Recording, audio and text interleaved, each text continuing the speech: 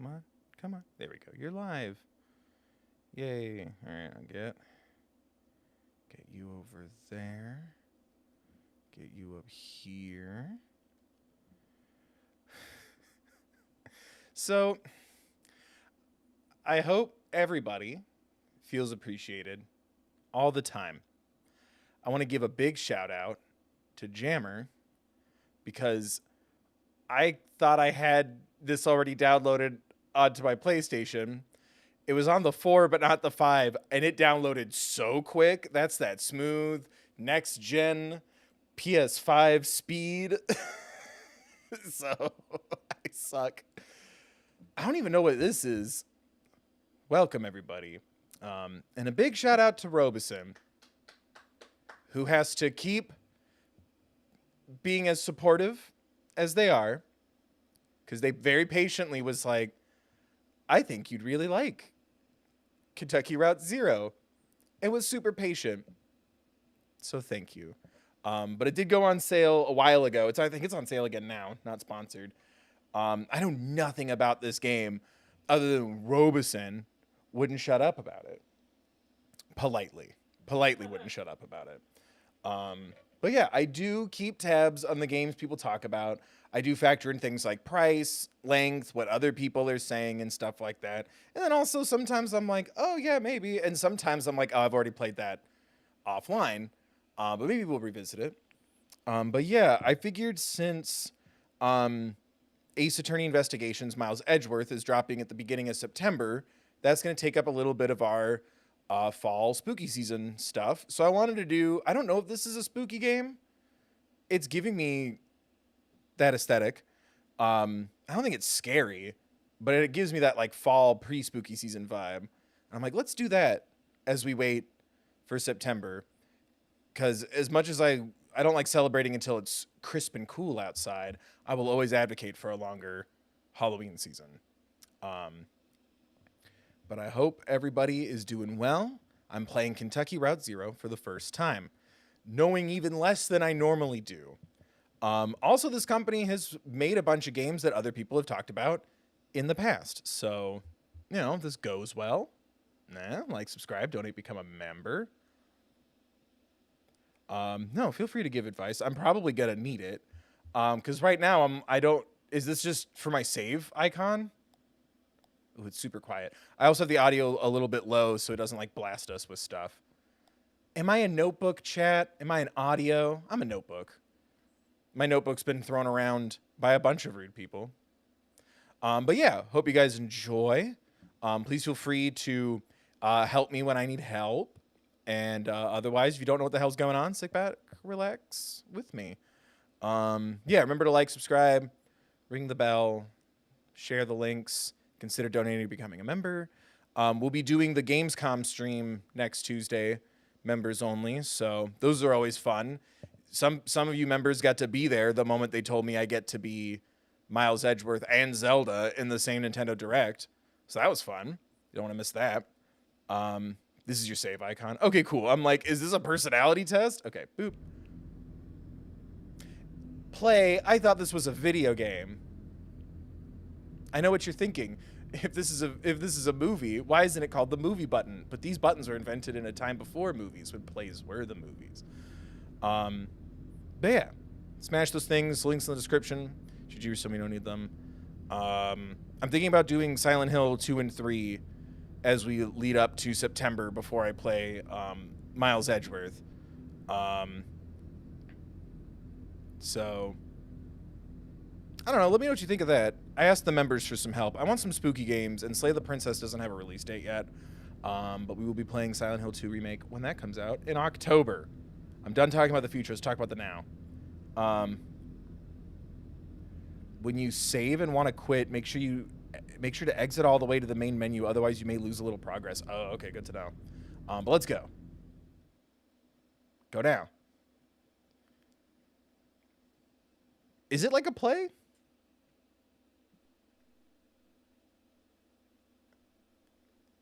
Oh, cover your eyes, chat. Plays with Aquas in the title usually have nudity. Okay. Don't worry, I have my hands on the audio. That's real nice. This aesthetic's already really cool.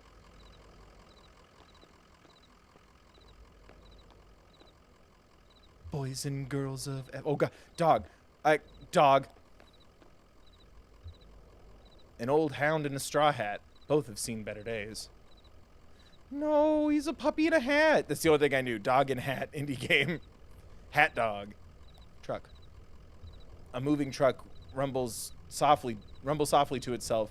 Painted on its side are the words Lizette's Antiques, Furniture, Glassware, Curiosities. How's the audio? It seems to be pretty ambient, so I could turn it up.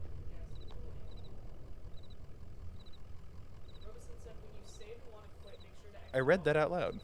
Thank you, though. Maybe, could you pay attention to my videos before you just leave a comment telling me that that's not coins on the wolf's eyes in Puss in Boots: The Last Wish? That happened earlier today, and I was like, they're coins! It makes it look cool! Shut up. Old video, but okay. Watch the rest of the video, please. Fill her up.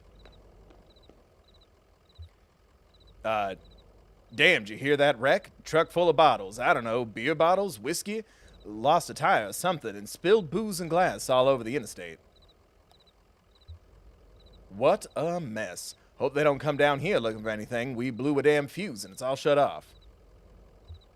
Did I hear a dog? What's your dog's name? Homer or Blue. Oh, both are great. Homer or Blue, donate now. You can't even shoot. Oh my God, your head is in your hands. Homer or Blue, donate now. Which one do you want?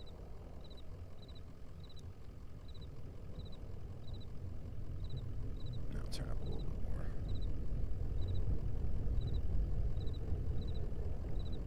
I just hope it's not too loud.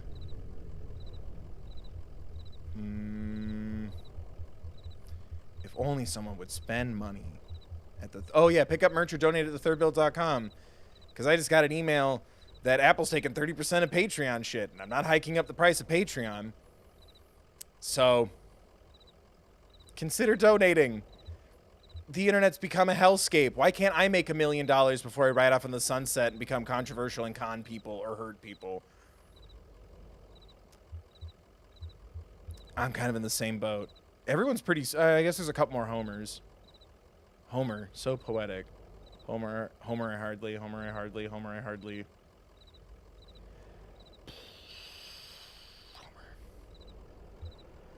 Bit of a shuffle or a drag at Homer's step. Kind of an old one, isn't he? Well, I guess he's got some stories then. Hey, here's some jerky for Homer.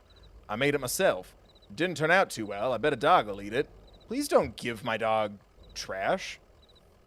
Getting late, right? I can feel the sun on my neck, but I bet it's just a few feet off the horizon. I've been driving all evening looking for 5 Dogwood Drive. I've got a delivery to make on Dogwood, but I'd rather watch the sunset. Ooh. Am I all about business? Or the simple things? Robeson, thank you for the 10. 990 more to go. That's right, $1,000 for me to play a game you like. Haley has to give me $1,000, or else I'm just gonna play Breath of the Wild again. Got a delivery to make. I'd rather watch Sunset. Yeah, it's the truth. You have to go to stop. You've got to stop and breathe in that. You gotta. Yeah, it's the truth. You've got to stop and breathe in that road. I bet while you're out driving, you let your eyes wander up the tree line and you just, well, I bet you're more of a poet than old Joseph. Where is Dogwood Drive? Listen, you and Homer would have been driving up and down 65 all night. Add 4 more. Dogwood Drive is on the other side of, well, to get there, you've got to take, ooh, it's all shiny, the 0. Game on. $1,000 at thethirdbill.com, and I will play Uncharted 3. No questions asked. If anything, it might make me like it more. You don't understand how much nothing I make annually doing content. I'll do it. $1,000, I'll replay Sonic Frontiers. I'll play all the Sonic games. Listen, you and Homer would have been driving up and down 65 all night. Dogwood Drive is on the other side of Whale. To get there, you gotta take the Zero. The Zero is a tough route to find, but you can use my computer to look up directions. You'll have to head down to the basement and reset the circuit breakers first. I'll be happy to have those whining lights back up anyway. It's too damn quiet out here. The basement door's back there in the office. Appreciate your help, friend. Oh, and here, take this lamp. It gets dark. It's dangerous to go alone. I like about the running animation. I look very doopy and silly. Oh, no. Light, please. I'm not that brave. I mean, call me brave. I'm pretending to be scared for you. What if chat's scared? I'll leave the light on. There we go. Oh, that's cool. Am I too loud? What? Sign?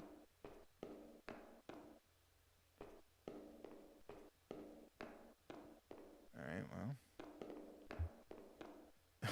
We're the basement people. Y'all seen a breaker box down here? Emily to Bob. Did you hear something?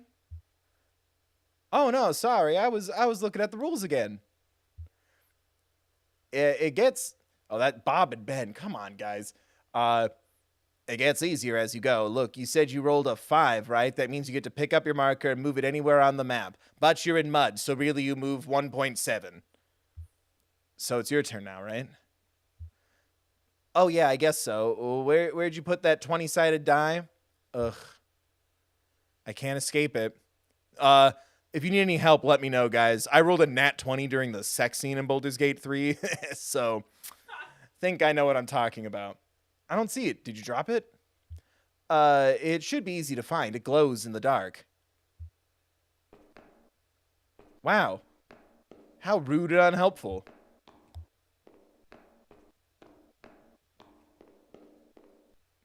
A dusty, rusty sign is bolted onto the wall. These are the rules. No. These are the rules. 1. No open flames near the gasoline. Is this a flame? 2. No consumption of beer or spirits in the premise. In case of sudden darkness, do not panic. Relax. Count backwards from 5. Strictly limit time spent in the basement to fewer than 3 minutes of every hour. Is this a flame? Ooh, game piece.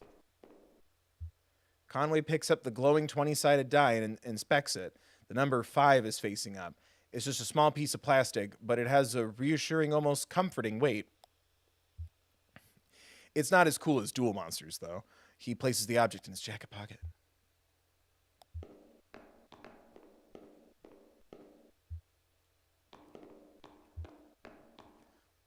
I'm sorry, were these ghosts playing D&D? Folding chairs are arranged around a worn card table. The chairs are empty and the surface of the table is bare. Conway places the 20-sided die on the table. Conway keeps the 20-sided die in his pocket, walks away. Place it on the table. I don't want any part of that demonry, that witchcraft. Dungeons and Dragons is Satan's game. Here you go. Breaker, I hardly.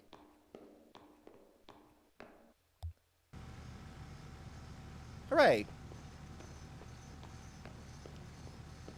This episode of Bluey's called Darkness.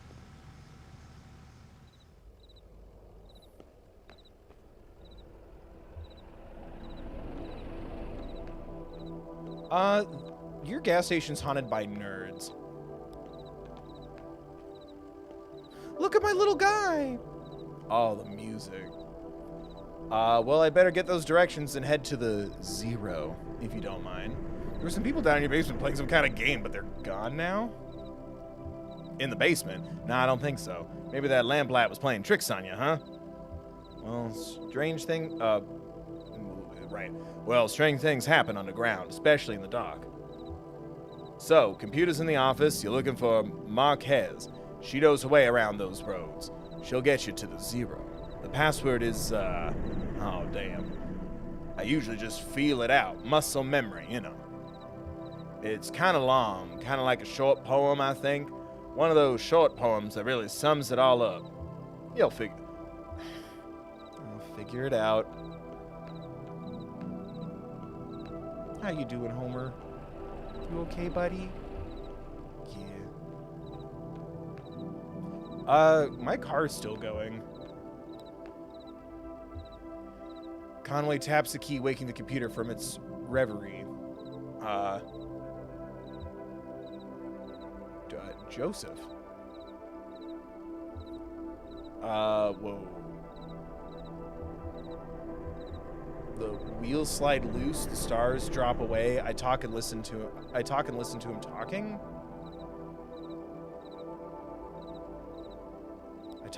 He said long. Oh my god, nobody saw the accident. The moon throbs. It's late. The moon throbs. Oh my god, am I supposed to know this? Or have found it? You just breathe road. Yay! Yeah, I'm a poet, and I absolutely was made aware of it. Password accepted. What? How's it going in there? Figuring it all out? Sure you are.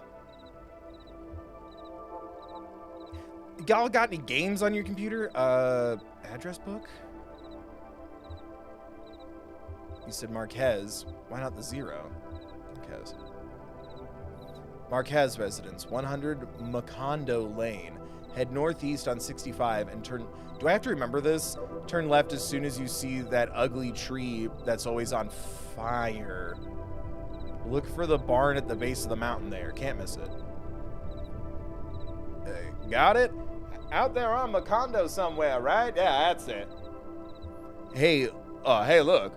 While you were down there, I loaded the old TV of mine into your truck. I borrowed that thing from Weaver Marquez a number of years ago. And now that the power's all weird over here, I can't pick up anything but static and public access anyway. I can't even watch my favorite YouTuber, The Third Bill, nor when he games on Bill Chill Gaming. Gee, I wish I could donate, be a member, pick up some merch at thethirdbill.com. She was always more of a reader, but maybe she'd want it back at home. It's a nice TV. I charge for my services, sir. Homer! I want to talk to the boy. Scratches behind Homer's right ear. How's it going, Homer? Father, I sense danger. How about a treat? Here's some jerky from the gas station. Oh no. Is this gonna have consequences? I want to feed him. Yeah. I got a trophy! I bet a dog will eat it.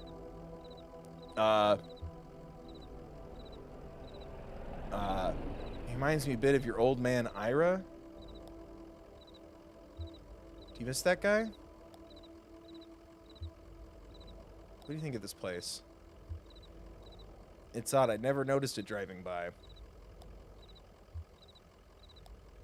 Okay, some kind of little information there. Homer wasn't originally my dog. Okay. Sun's gone down. You and Homer better get on that road if you're gonna make your delivery. I almost went back into the main pocket that I never get to find when I do that voice. Because I want it to be we're going up there. But I can't do it consistently. It's time to go. Boop. Oh no. Whee! I'm wasting gas. Was I supposed to remember the directions? Wreck. Am I going the right way? Mount Olive Road. Uh-oh, am I going the wrong... Oh no, was I supposed to remember the directions? There we go. Head northeast on 65 and turn left as soon as you see that ugly tree that's always on fire. Okay, northeast on 65. Wrong way. Haha. Gas isn't anything. This economy's doing great. Okay.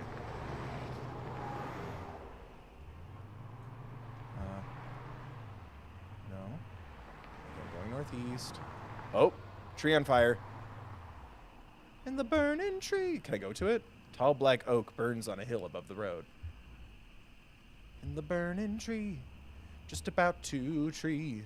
There's a quest for answers and a thrill for the climb. Oh, shoot. Did I skip a bunch of stuff? I feel like that went really fast. Marquez farmhouse. Prey slaughtered.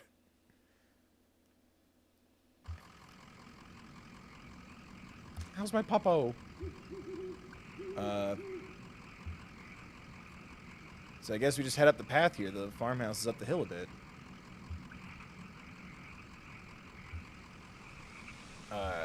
Maybe I can borrow you a treat up there. If you feed the dog too much, it gets dog diabetes. That almost happened. No, that was my hamster, not my dog. We accidentally gave my hamster. I was little and we kept feeding him goldfish crackers because he liked them so much. And do your research, guys. Don't just get a pet. Especially now. We have computers in our pockets. Google that shit. Oh my god.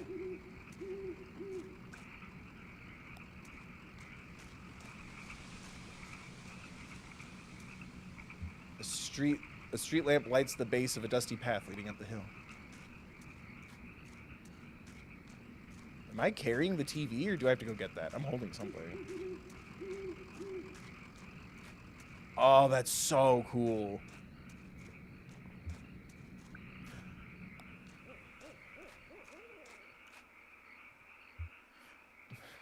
A family graveyard is set off to the side of the house. Headstones are inscribed with the surnames of the unfortunate. Nowakowski, Padilla, Marquez. Wow. F in the chat for half of Smosh. Right? Padilla? Yeah. Yeah. That joke lands. And I'll just take this house.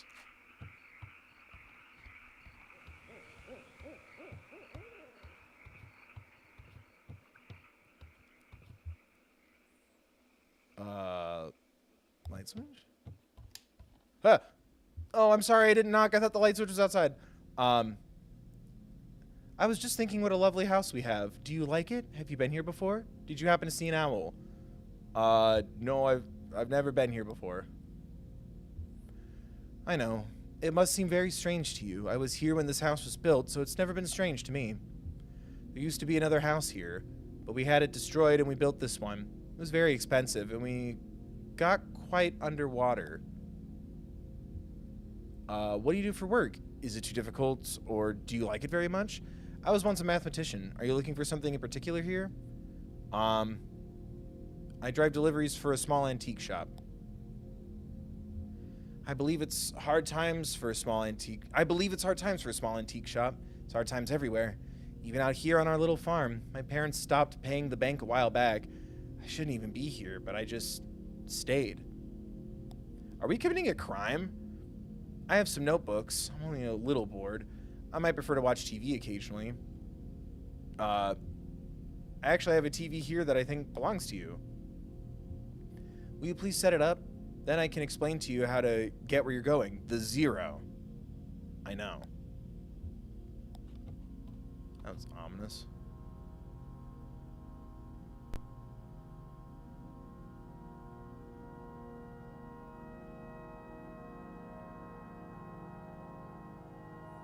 How's the audio for you? I can't turn it up much higher.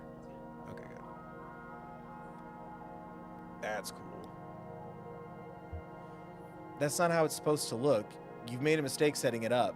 Is it a foreign object to you? Which of your parents was it who wouldn't allow you to watch television? Ma thought she heard ghosts in the static. Dad thought it was radioactive. I know how to set up a TV. Ma thought she heard ghosts in the static.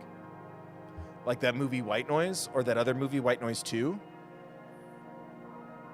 I know about that. What? How do you know me? I know about that. She was ill, wasn't she? Mentally, I mean. Kind of distant? Fearful? Fearful, yeah, that's the way to put it. No, things just got to be a certain way. No, just expressive. Nah, things just got to be a certain way. You have it all backwards. I'm not surprised, are you? Have you been paying attention? I don't think you have. It's time to start paying attention now, Conway. Am I being bullied? Was that wrong? It's time to start paying attention now, Conway. Look closely at the television.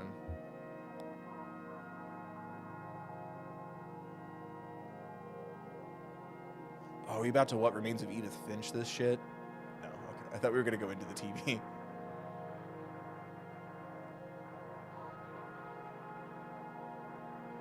Horsey. Hey, wake up. You spaced out for a minute there. The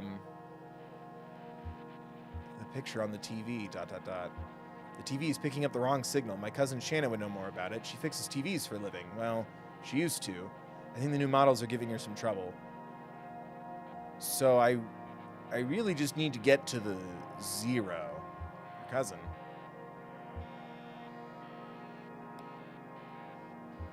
That's my father's brother's daughter, Shannon. We're about the same age. Well, we used to be. She's older now. That's not how it...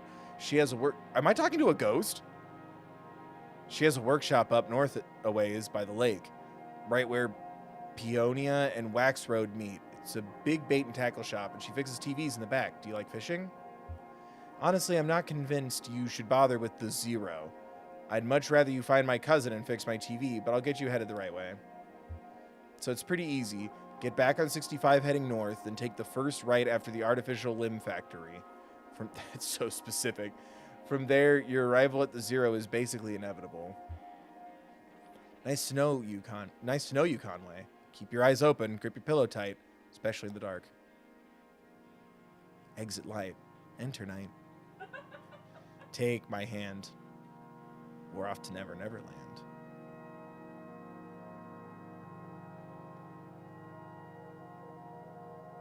So do I have a choice then to go to the cousin? Or am I just going to the zero?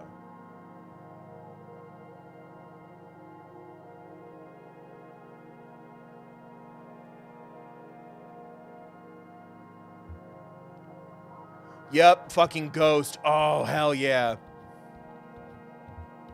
Praise me, chat, for being a genius. An abandoned spiderweb stretches across the bottom of a saucepan. A skillet is seasoned with dust.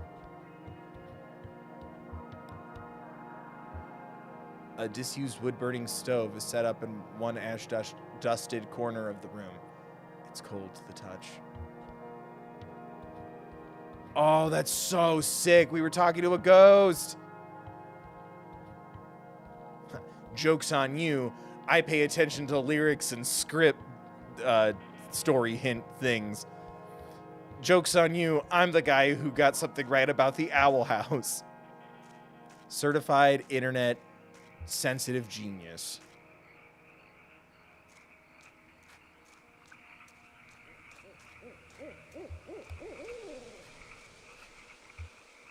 Okay, it's still the same. I thought it was going to be like, and there's the gravestone. That's sick.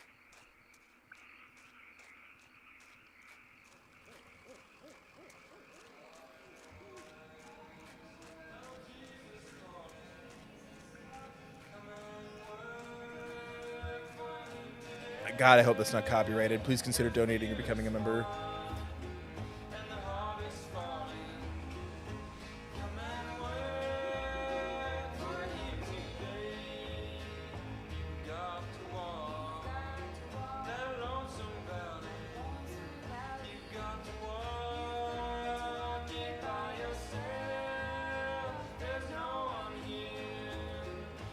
I just met the strangest lady. She seemed pretty nice. Marquez, I wonder where her folks are from.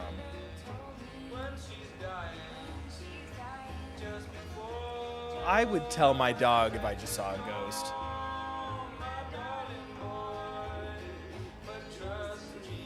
Hey Adam, it's been a minute. You abandoned me during my mega playthrough.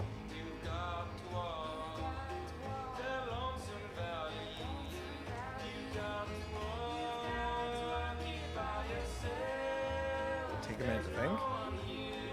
Oh, this is if I want to listen to it. Play Country Roads.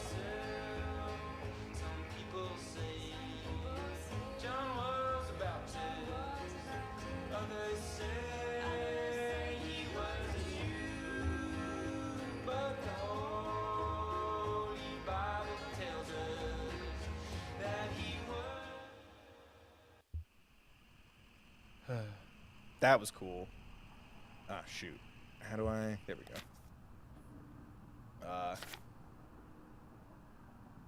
Up north a ways by the lake, right where Peonia and Wax Road meet. It's a big bait and tackle shop, and she fixes TVs in the back. Should I... Then what... Is there a point in going there if I don't have the TV? Get back on 65 heading north, then take the first right after the artificial limb factory. Does it matter what I do?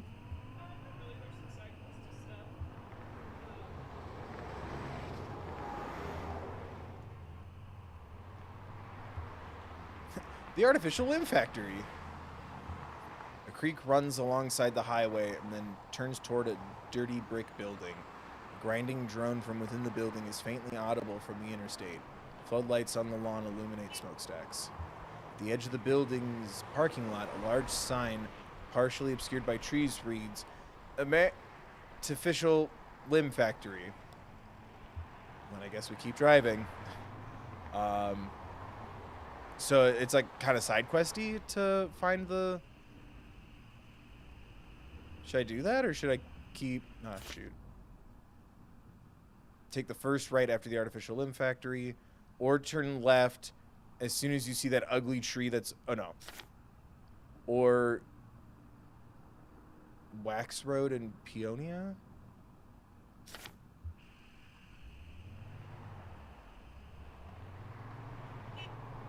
Does it matter what I do?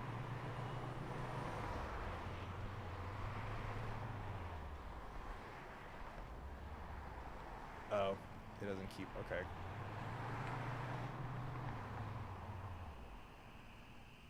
Well... Oh, here we go. It does tell me I just have to turn onto the road. Okay, Bacon Creek. I want to live on Bacon Creek. Frenchman, no.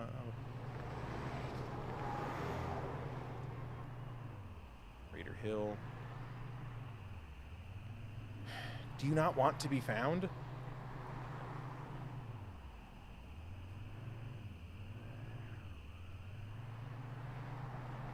Or did it mean go north, like go left?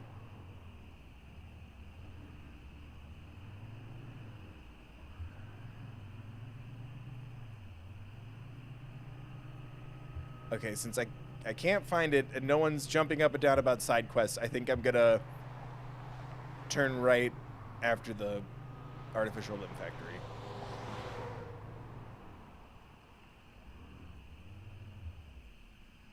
On-ramp, question mark? Well, if you're not sure, I'm not sure.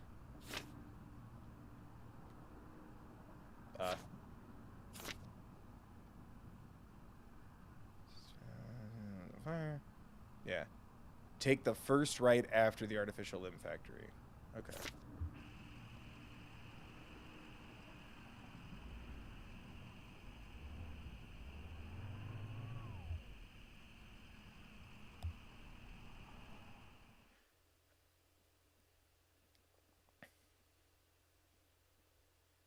Can we get a pog in chat for the number 3? That's a magic number. Elkhorn Valley.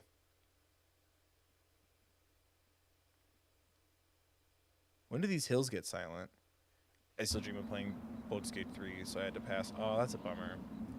Well, thank you for still being a member and still just being so patient. That was 2.5 months. The world is different now, Adam.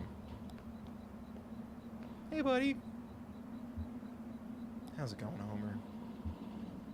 Not sure that lady was right about the on-ramp to the zero being here. You got something on your hat. Been digging in Lizette's flowers again? Did you pick that up on the road? Don't you ever get tired of nosing around strange places? You like it out here, don't you? Picking up strange dirt on the road? Yeah, I've got all the gossip.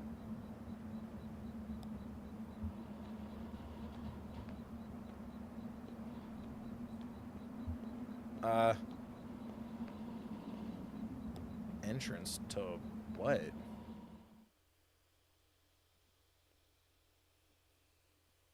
Was it... Wait, did I... It just went to scene 4? Did I miss something? Elkhorn Mine.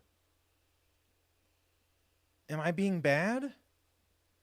That went too fast. I feel like I screwed up. All good. Shannon speaks into the large brick cell phone. The large brick cell phone held up to her ear. It's $200 for 2 weeks. Yeah, it kind of is an emergency. No, it's fine. I'll figure it out. Yeah, it kind of is an emergency. Inaudible. That's true. I guess he can't kick me out for another week or two.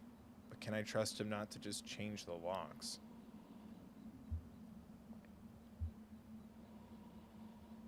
Yes, and I appreciate that, but... Okay, I'll talk to you tomorrow. Love you. Shannon hangs up the phone and puts it away.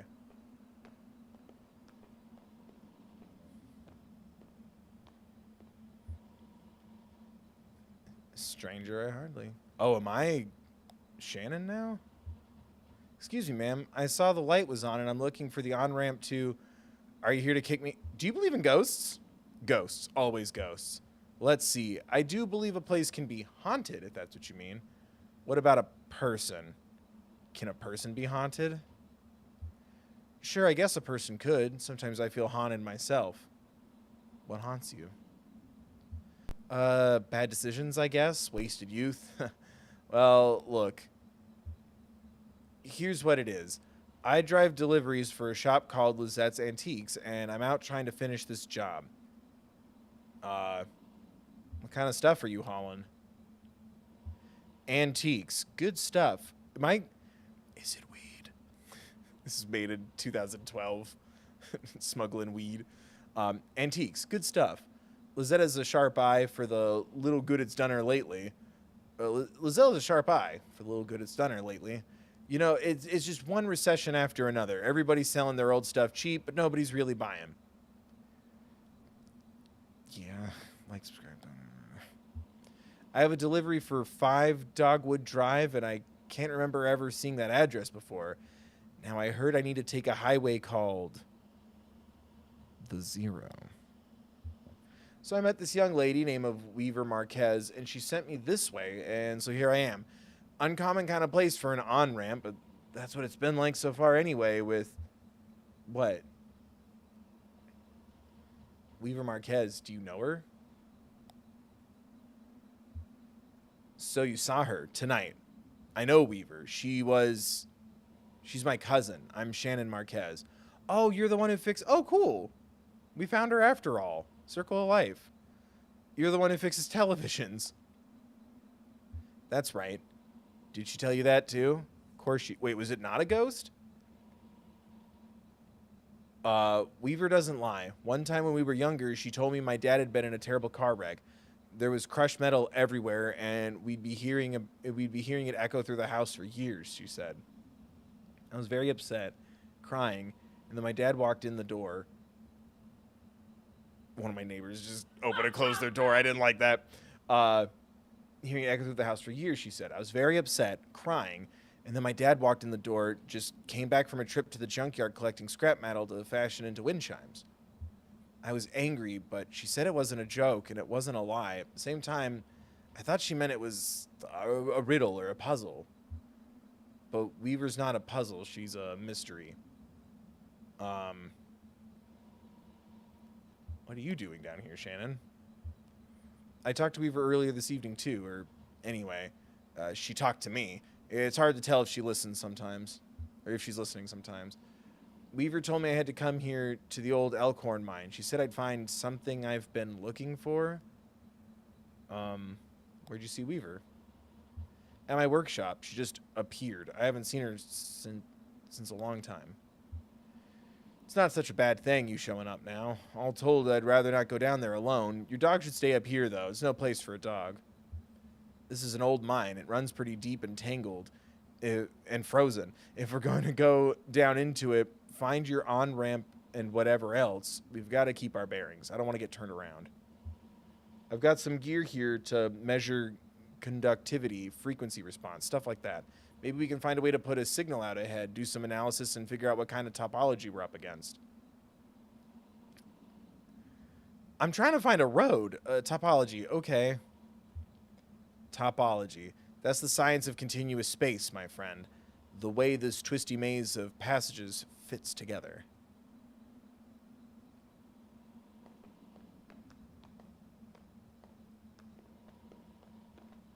Oh, look at my puppy in his little hat.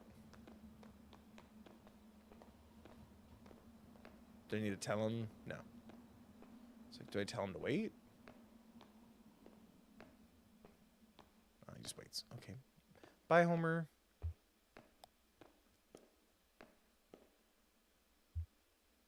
That runs into the mine's PA system. Do you think it still works?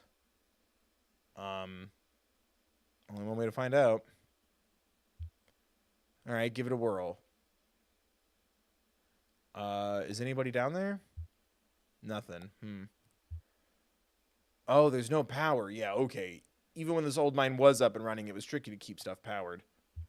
You know, the miners used to have to pay just to run the fans and the lights. Yeah, they got paid in these shitty plastic tokens, coal script, you know. If you want to run the fans for a bit to clear the air up, well, you have to put a token in. My parents used to work here. So did Weaver's parents. I guess a lot of folks' parents worked here. Can we power it up? I bet we just have to free up some power for the PA system. Everything is rationed. Here, set up that lamp of yours and I'll go unplug these ceiling lights. Conway clears his throat, tries to think of something clever to say, fidgets with the change in his pocket. Think of something clever to say. Oh, the vibration. I heard the speakers back here crackle a bit. It's on now, right? Try saying something into the mouthpiece. Well, okay, I hear you. We need to measure the echo delay time and figure out how deep the tunnels run. Just make some noise into the mouthpiece.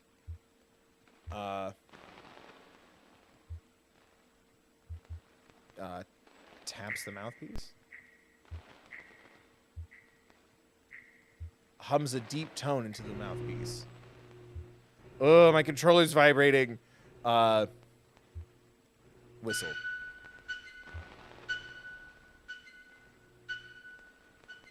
Damn, that's a long delay. These tunnels run deep. I bet some of them have ruptured or joined up with a cave system. All right, I set up my spectrum analyzers, so just say something into the mouthpiece and we can get a sense for how narrow the mine tunnels are. Don't be shy. Just say anything that comes into your head. Tell me a story about something, or what you did, or what did you have for breakfast today? I had breakfast with Lizette. Ooh, what's red eye gravy? She made biscuits. She talked about her late husband, Ira.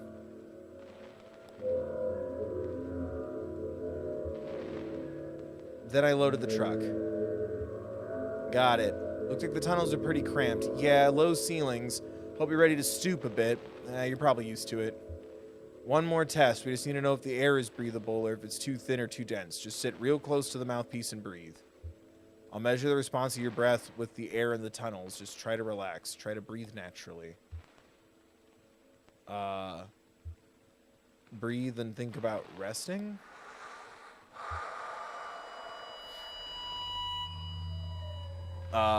Breathe and remember a moment earlier in the day.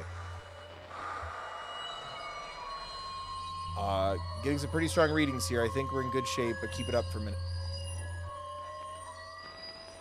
Chad, I want to go home. It's not too loud, is it, with all the squeaking? Breathe and visualize a hot meal. Conway breathes and releases a peal of feedback and loose rock engulf him.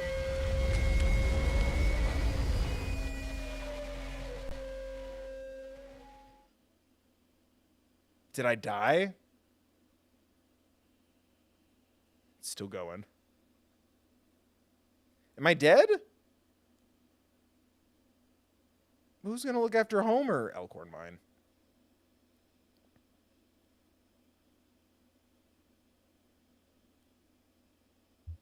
Jesus, you all right? What the hell? I'm okay. I've got you. You're all right. Shit, your leg is pinned. Oh, I thought if I said my leg is pinned, then that means that's what happened. Okay. I'll be a little careful now. You're all right. Shit, your leg is pinned. I'm going to pull you out. We have to get you out of here. There you go. Okay. You hurt? Can you put any weight on that leg? It's all messed up. Here, let's get you onto the tram. There you go. Now let's see if this thing has power. Okay, there's some luck, right? We should be able to ride the tram right out of the auxiliary exits, if there are any. I think there are. What about Weaver? We'll just find the exit and then figure out what to do from there. That's our first priority. So the controls are over on your side. Let's get moving. It's motion controlled. You gotta shake the Wiimote. Uh-oh. Put on your PlayStation headset, the VR headset. Guys? I feel like VR would make me sick. Oh, there we go. I thought I was waiting for it to load.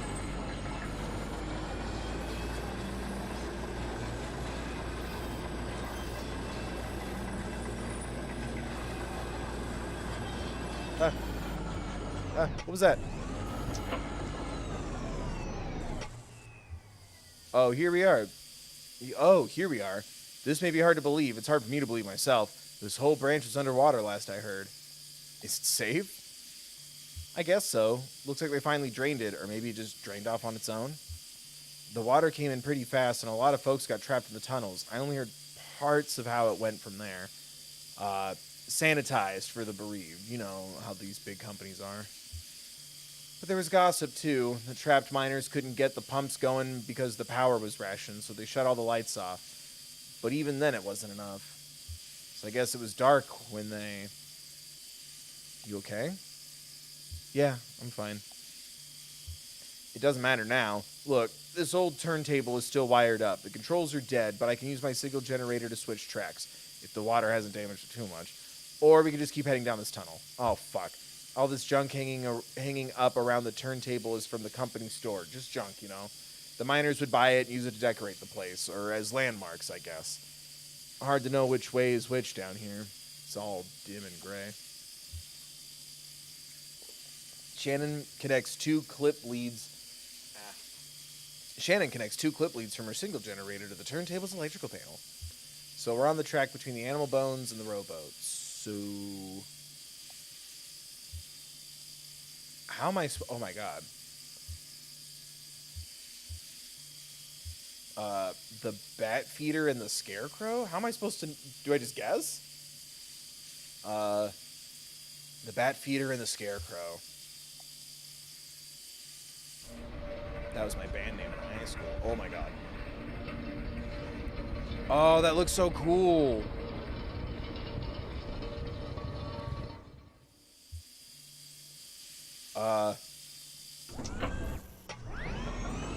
I'm scared that I'm going the wrong way.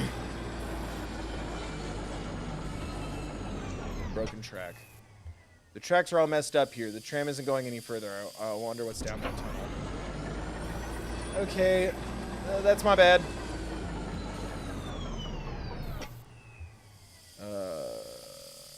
So we're on the track between the bat feeder and the scarecrow. The pendulum and the casket. Wow, it's like the Matrix, or whatever. That's what we used to say when we would pretend to do Matrix slow-mo things. Yeah, my parents would buy my sisters and I, like, bats to play ball, and we just use them as swords. So, you know, real jocks. That's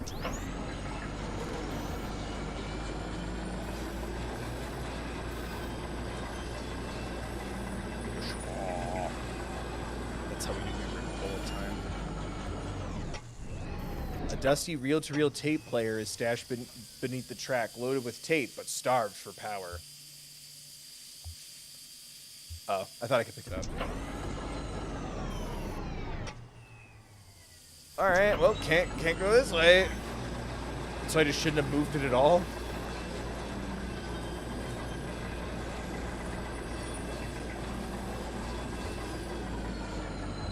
Back.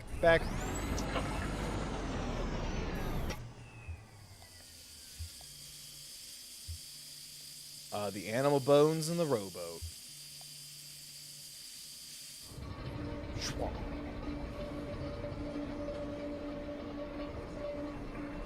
Was it one of the paths but go left instead?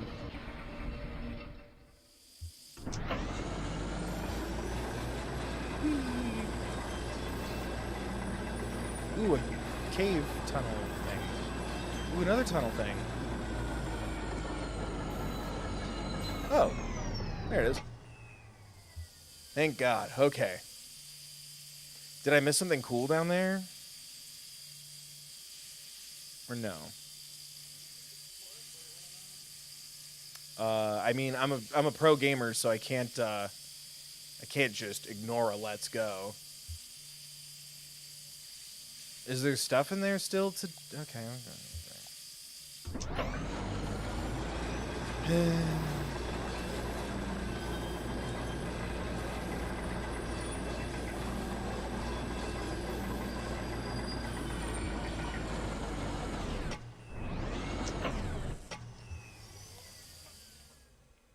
No, I'm not turning off the flashlight. This is scary. Let's go left from the scarecrow.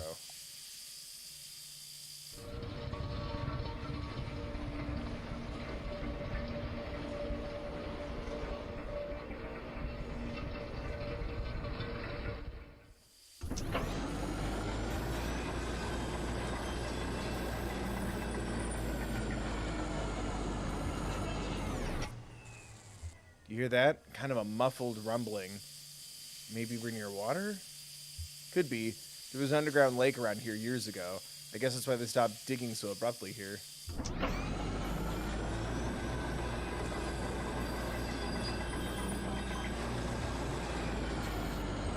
Go to the left.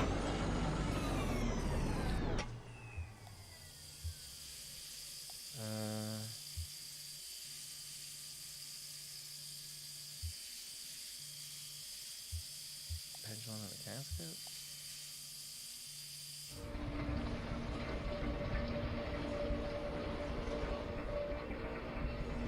There was pendulum in the casket at the exit.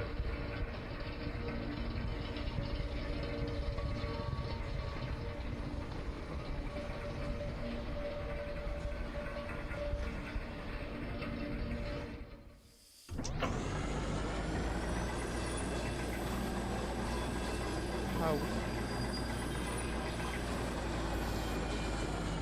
Ooh. Damn, it's almost totally intact. I thought it would have been destroyed. What is this place? Mushroom Kingdom, here we come. It's a recording studio, basically. Kind of thrown together, but when this mine was active, a couple of folk music archivists spent time here recording miners' songs. Really academic ivory tower types. None of the miners really talked to them much. So they stayed at the margins, observed, took notes, and then sometimes they get someone on a lunch break to sing into their microphone. Then I guess the power company got some kind of interest in the project and gave the archivists some coal script tokens to pay the miners with for their songs.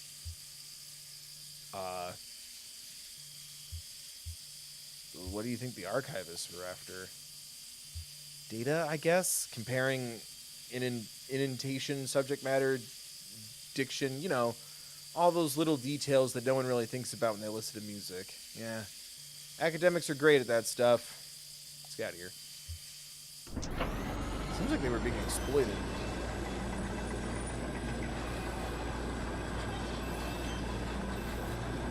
Which one was the exit then?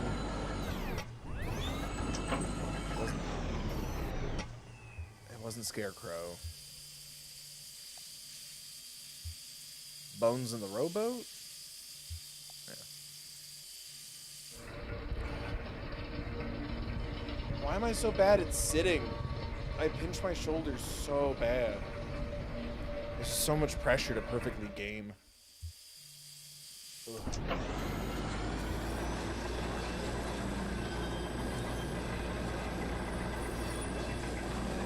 Vibrating in my garage.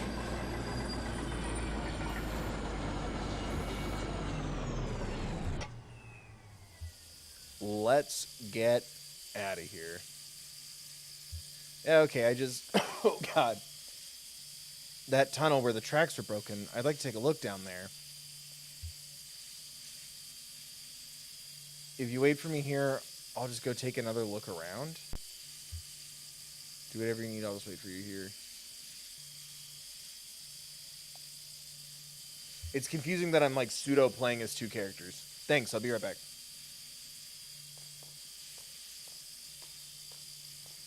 No, don't. It's dangerous, and you both talked to a ghost.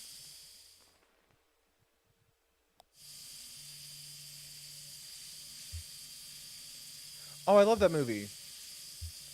Paper tag hangs from the birdcage by a string. Canary, 25 tokens. Canary sold at the company store. They also sell respirators. No bones in the cage. The bird must have been set free. Maybe the cage was cleaned. There are cardinals at the Louisville Zoo and other birds. Ostriches, eagles, emus. No canaries. Too common? Too small, maybe? They have starlings. Starlings are much bigger than canaries. I don't know if there was a zoo in Louisville. I want to go. Ooh, tape reels.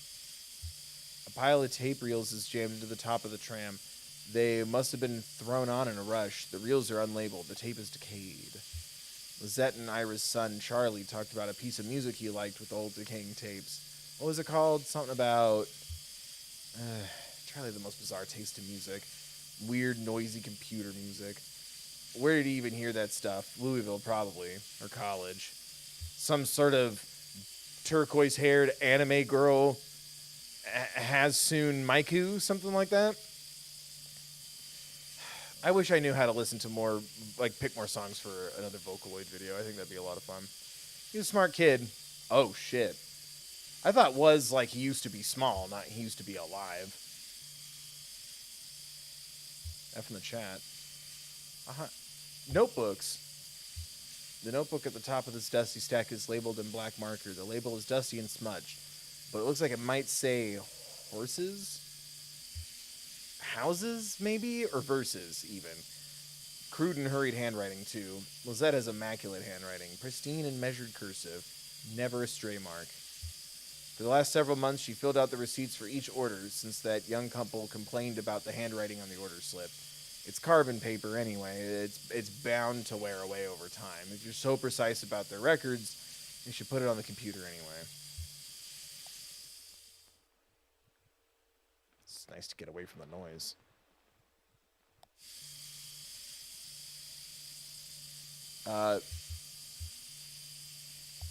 Do I get to go with? Oh no, I didn't wait if I left without her.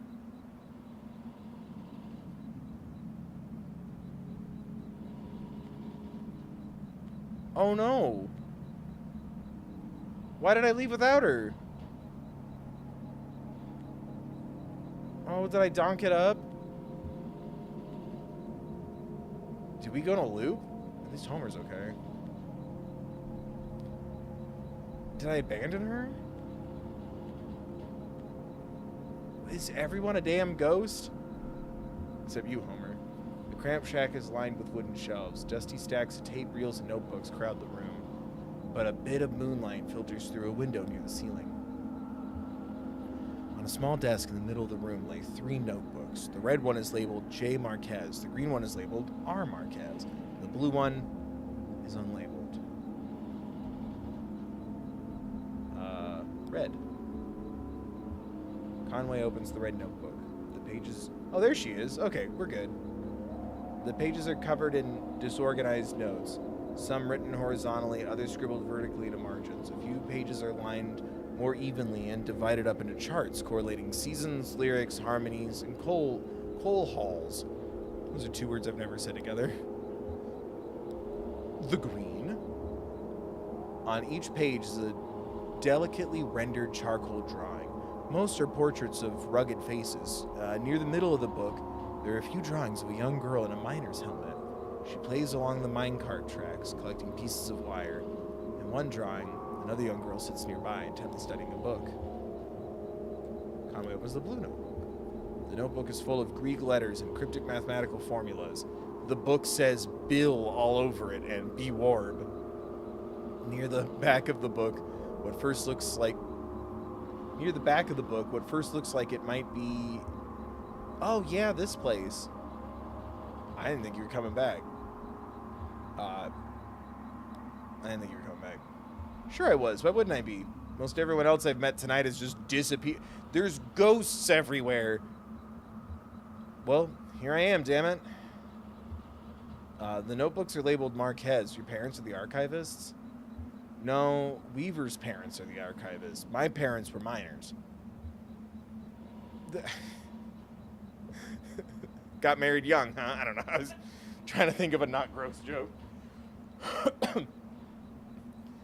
Also, without being disrespectful to Kentucky, even though I'm pretty sure that's one of the states where they keep lowering the age of consent. Don't quote me on that. Links in the description. How's the leg? I can walk on it, but it's slow. I can walk on it, but it's slow.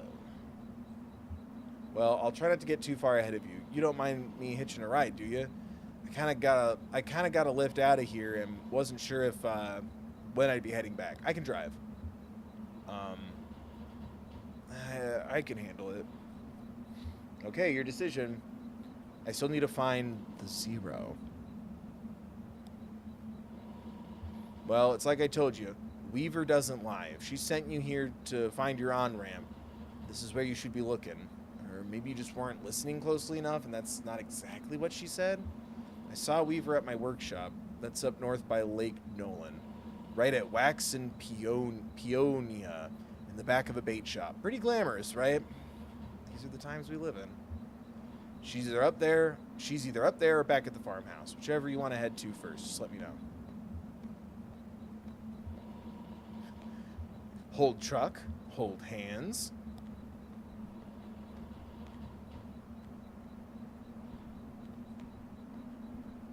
Popo.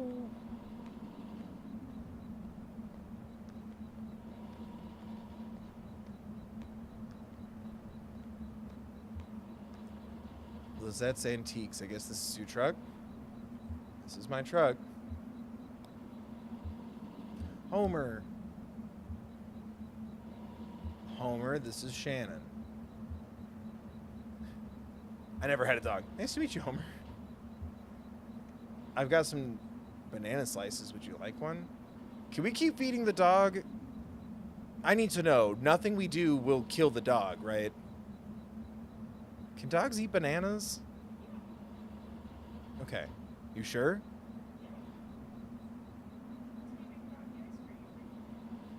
Doggy ice cream is frozen banana?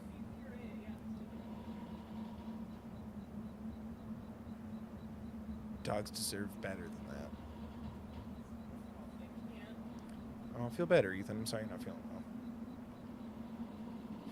You know what cures the flu? Smashing that like, subscribing, donating, and being a member. No, the third bill is not a doctor. This is not medical advice. Please also do whatever the hell a doctor tells you to do. We're good? Okay, cool. Thank you. I was stalling. Because I'm like, I really don't... I think I'm traumatized from other these actions have consequences games. Anything with an animal, I need to know straight up if, like, my decisions will impact them. Anyway, now we're going to feed the boy. Can we get a pog and chat for the dog? Pog dog. I've got some dried banana slices in my bag. Would you like one? Take care of your friend here, and there's more where that came from. He's just a little guy. Conway moves on.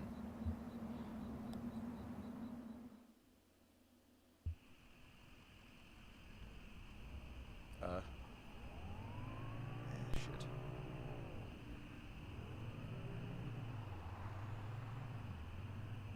Okay, so where am I? Oh, that was the map mines. That's cool. Up north a ways by the lake, right where Peonia and Wax Road meet. It's a big bait and tackle shop. And she fixes TVs in the back. Yeah. Okay. By the lake, right where Peonia and Wax Road meet. Wax Road and Peonia. Raider Hill. feel like we didn't find it here, though. Frenchman Knob. Bacon. Priceville. Yeah, it won't let me go any more north than that.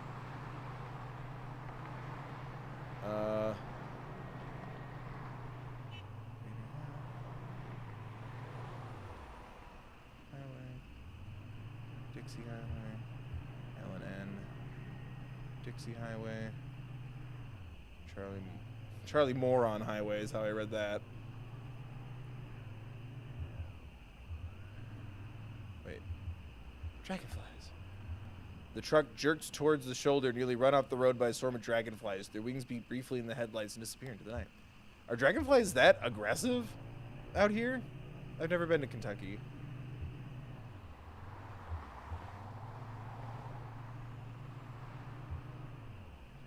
Maybe up north a ways this way?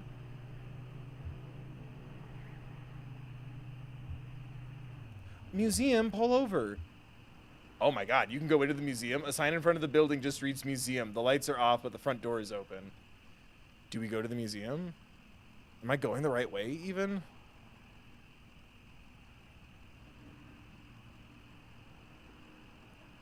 Enter. Conway steps through the museum's doors. A few feet inside the museum doors, the ambient sound of the highway drops sharply away. The room is cold, dark, and still. A book lies open on a table at the center of the room. An open hallway extends to the left. Large glass doors bar the path ahead. Oh, this is cool. Book.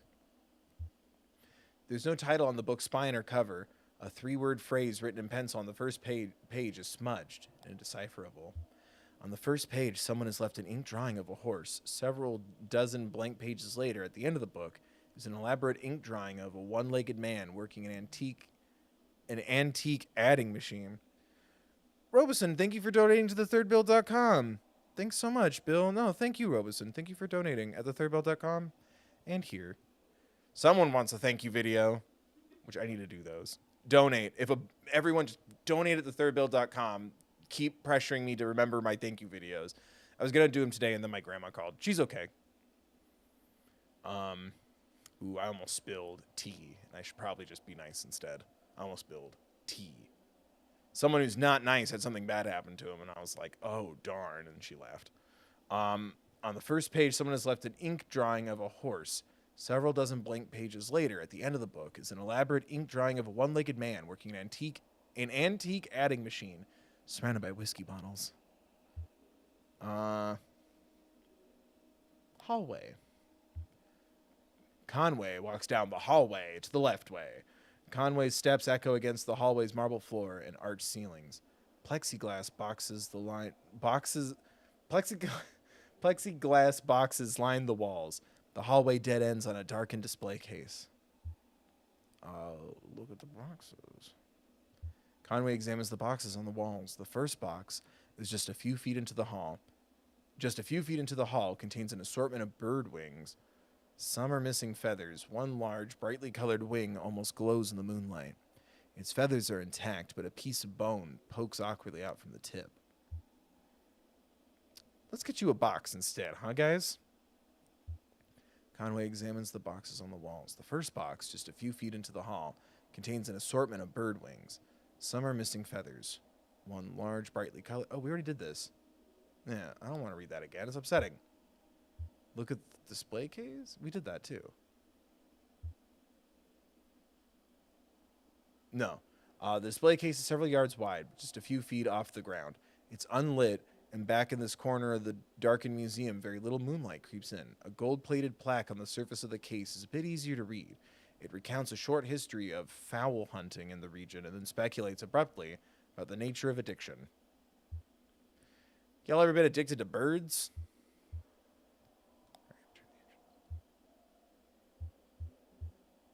Book lies open on a table in the center of the room. Hallway. Glass doors. The glass doors won't budge. To apply any more force would likely break them. Force through. An explosion. Conway applies more force to the doors. The glass shatters. Somewhere ahead, a light switches on. After a moment, it switches off. The room is dark again, and the floor is covered in broken glass. Did I break a rule? Broken glass grinds under Conway's boots as he walks down the hall. He has the feeling of being in a larger space. Very little light reaches the far end of the hallway. Feel the walls? Conway runs his hands along the walls. The walls are completely smooth and strangely warm. Conway can feel his breath and sweat condensing on the surface. Feel the floor.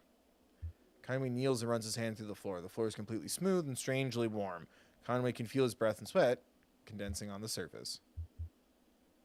All right, well, see you, gamers. I guess that's everything. Exit.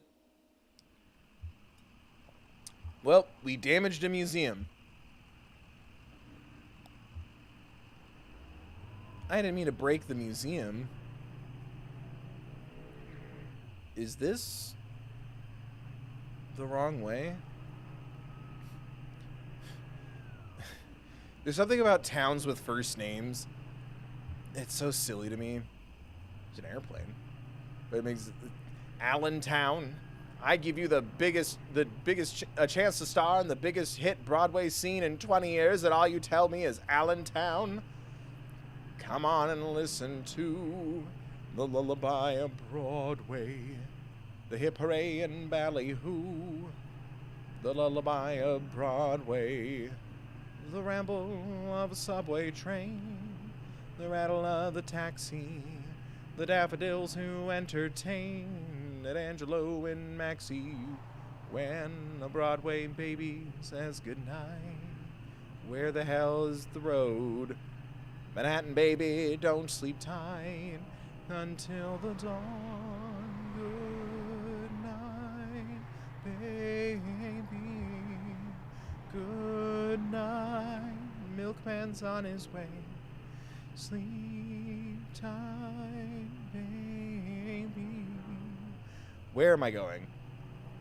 Hell yeah, Adam. That is 42nd Street. Thank you for being a real one. We're keeping the most elitist art form alive. But yeah, I love 42nd Street. This one's for the troops.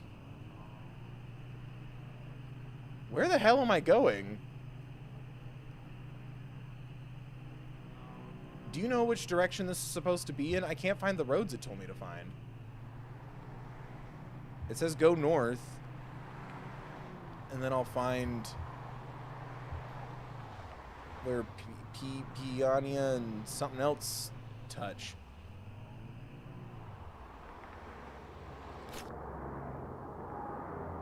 Up north a ways by the lake, right where Peonia and Wax Road meet. It's a big bait and tackle shop, and she fixes TVs.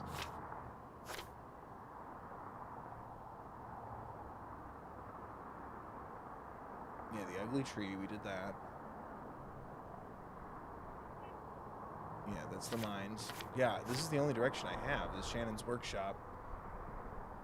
Up north a ways from the farm by the lake, right where Peonia and Wax Road meet. I don't have another way.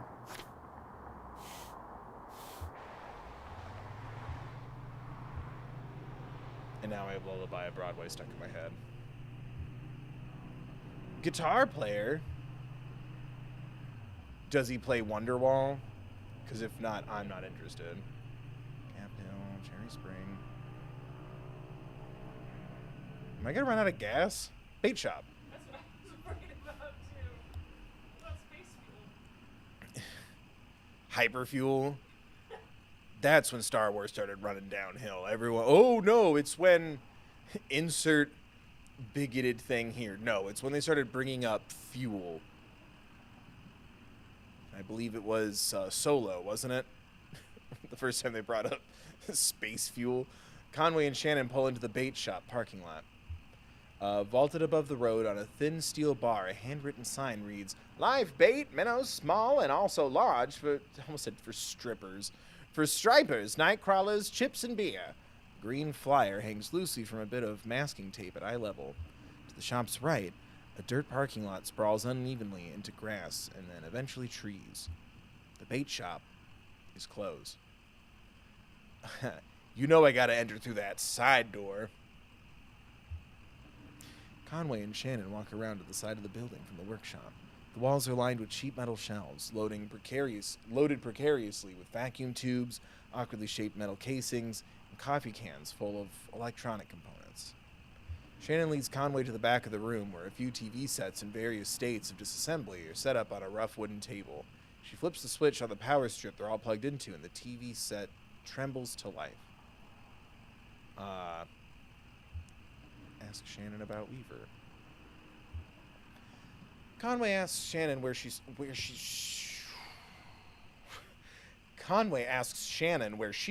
Weaver. Where she saw Weaver. Shannon points to a small security monitor on the table. The image on the screen is just black, but it seems to be fading slowly. Almost, oh god, that's a SAT word. Imperceptibly? Imperceptibly. Almost imperceptibly between different shades of black. Shannon tweaks a few knobs on the side of the monitor, but the picture doesn't change. Stare.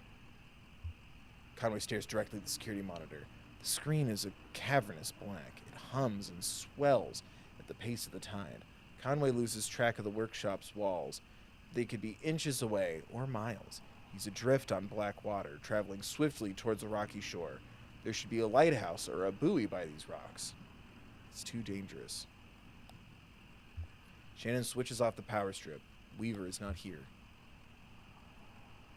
Well, now what do I do?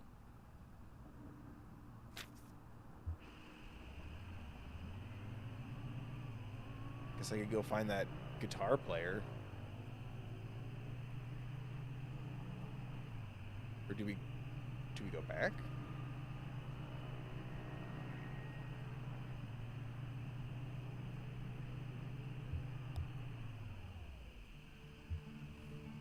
A young man in gray-stained clothes sits by the side of the road. He's playing a worn guitar. To his left is a blue mug, and to his right, a weathered dog. Listen. Conway stands and listens. The young man strums absently on the guitar, hums tunelessly, and occasionally mumbles a word. Put $1 in the cup. Conway pulls a wrinkled dollar bill from his back pocket and puts it into the young man's cup. The young man stops playing, pulls the wet dollar bill out of his whiskey, and hands it back. Well, my bad. Well, now what do I do?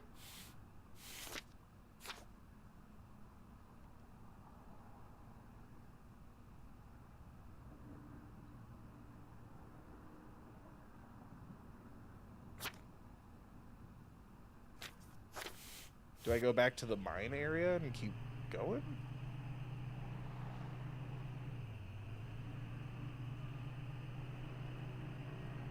Help. I'm a lost toy.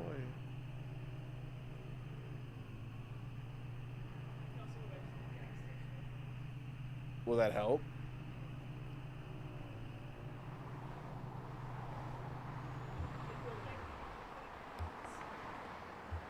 Tall black oak burns on a hill.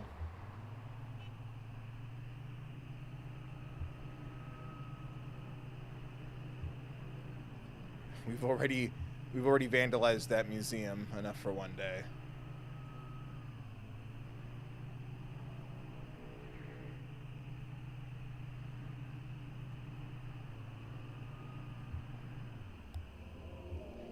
Church. A singing chorus echoes from within the church. The building is 1 story tall with a pitched roof and a 3-story spire rising from the front. The top section of the spire is made of stained glass. An interior light illuminates the pines in red, green, and blue. A large LED display glows in the parking lot. Light of the last great awakening Baptist church. Let's get the fuck out of here to enter the church. Conway approaches the church doors. Front doors of the church are modest and worn. They're locked. Classic church. Walk around to the rear.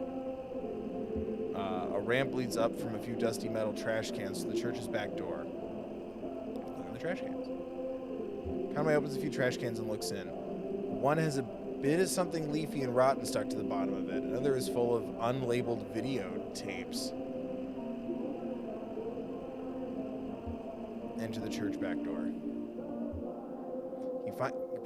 Conway pushes open the back door. He finds himself in a kitchen lit by a buzzing fluorescent ceiling fixture. On the counter are a plate of moldy bread and an empty Dixie cup flecked red with its waxy rim. A set of swinging plastic doors on the far wall lead out to the kitchen. Walk through doors.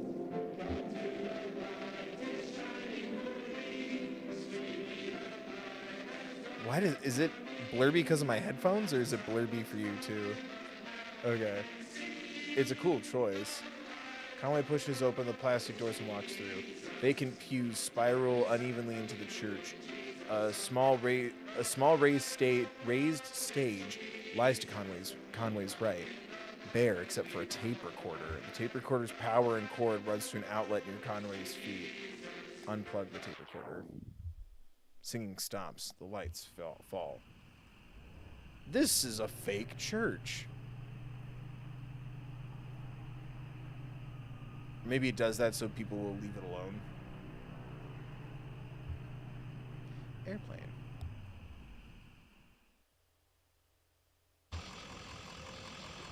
Oh my god. Two shirtless, shoeless men push a light aircraft along the highway. Occasionally, one or the other slips a bit on the sweating asphalt, stops to pull back his hair. The men are nearly broken, just the way I like them. The rubber is almost worn away. Soon these men will be dragging this airplane.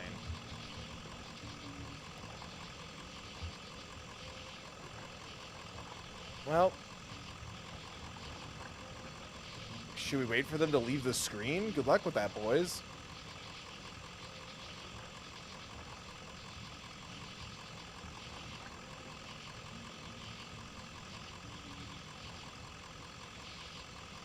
Let's get back on the truck.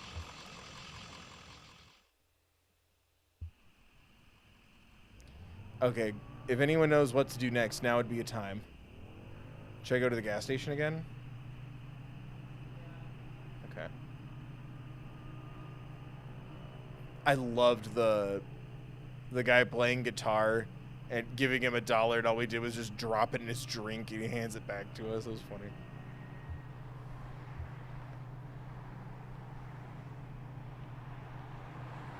I might have to turn off the vibration settings, because it is just making my hands numb.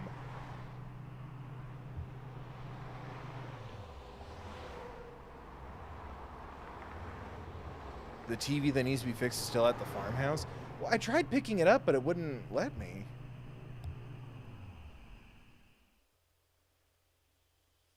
That's cheating. Oh, scene 6. You were a liar. You're gonna have to do it. It's pronounced Marquis. It's French. I know a thing or two about the world.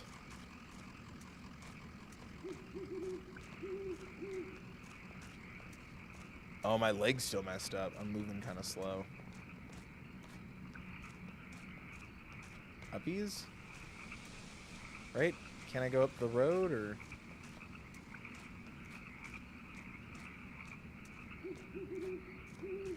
Or no?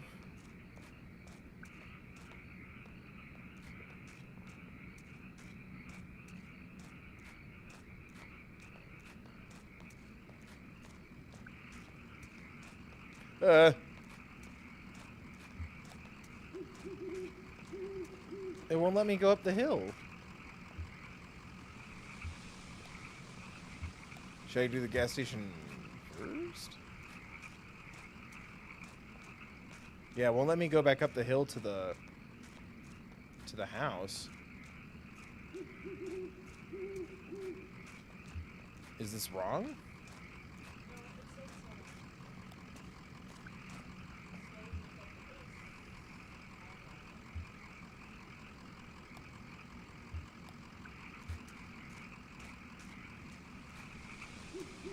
Oh, there we go.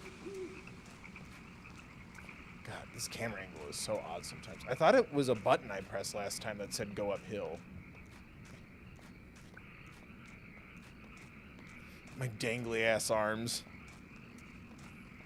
Oh, look at my good little patrolling boy. Oh, he went behind a bush to go pee. We stand a modest king.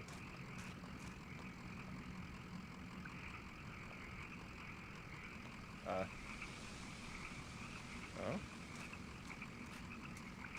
That was weird. Oh, she's helping him. Oh, that's cool. It's cool from a visual perspective, annoying from a gameplay perspective.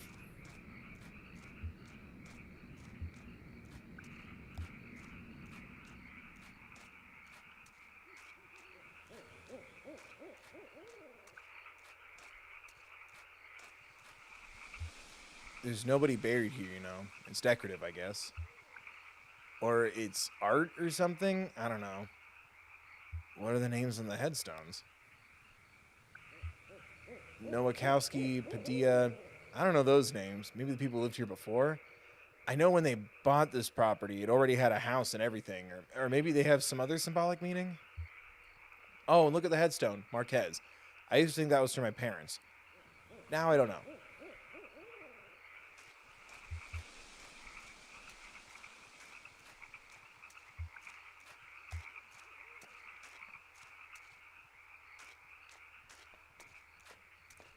Oh, that was trippy. For a minute, I thought she just vanished as we crossed the house.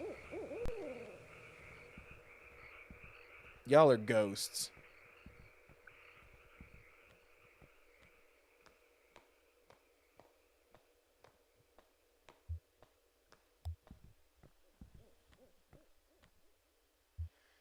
So this is where she was? Yeah, makes sense. This is where Weaver and her parents lived. They took out a bunch of loans, you know, and had this place built. Do you have any debts? I owe some people some apologies. I've got debts that no honest man can pay. So I drew what I had from the Central Trust and I bought us 2 tickets on this old city bus. Baby, everything dies. That's a fact.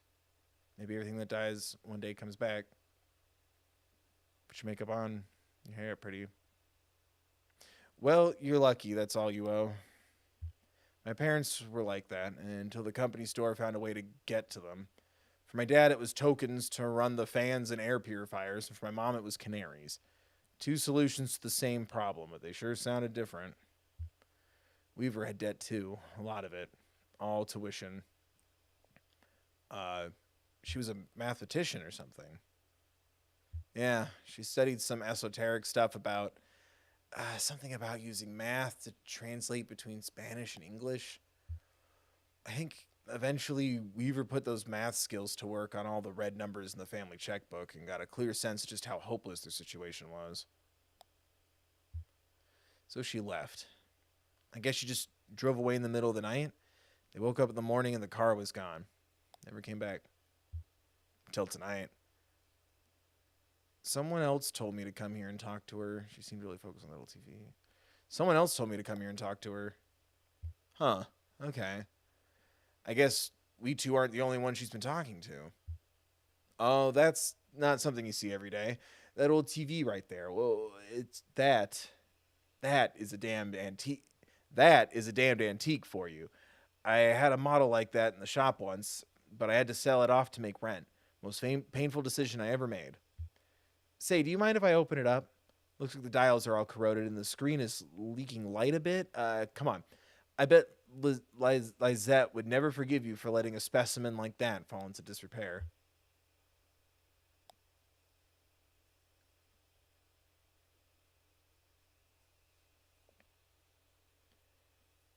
That is the only Ed Sheeran song I've ever liked, is his cover of Atlantic City.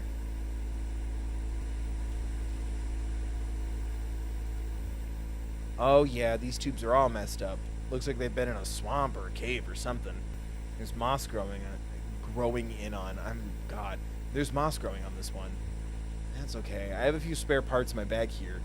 Here. I just pulled this one out of an old computer monitor. Just needs to be recalibrated a bit. Okay, that should be seeing something now. Are you seeing anything?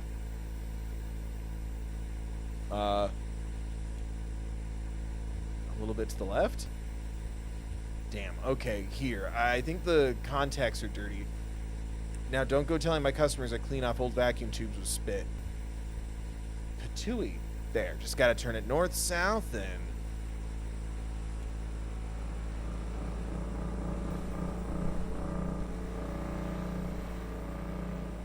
Oh, fuck. Was it showing the barn? Ooh, the 0. This is fine and normal. That looks so sick. It looks like something's wrong. Like, it looks like a shadow in, like, a painting.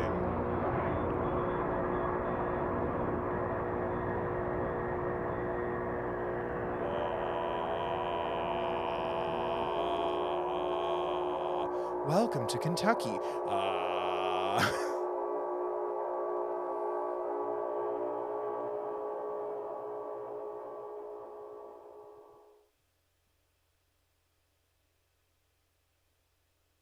That was sick. Ooh, end of Act 1. Can we get a pog and chat? End of Act 1. And I got a trophy. Limits and demonstrations. Launching.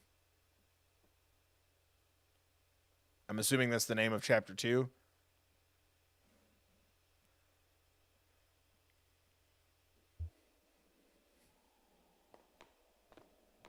Wait, where's my guy and the puppy?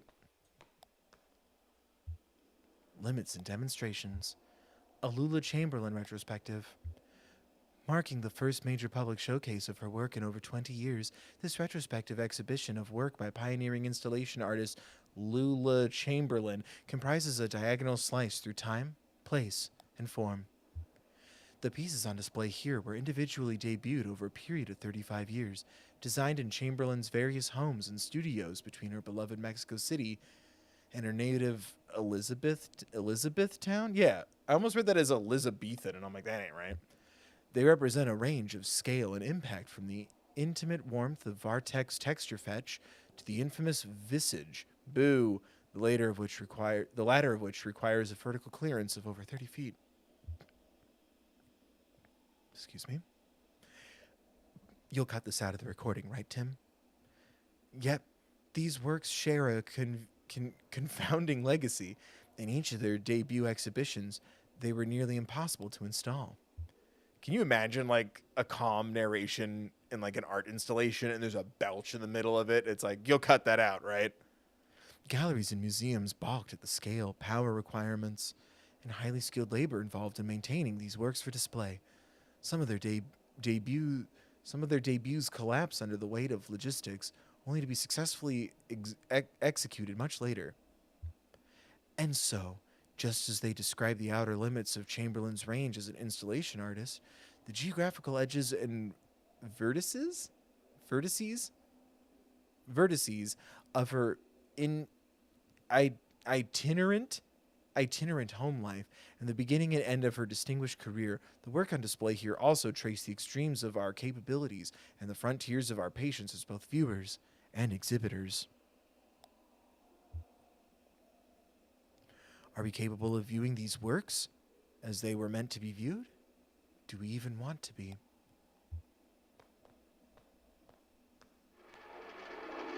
Am I on a throuple date?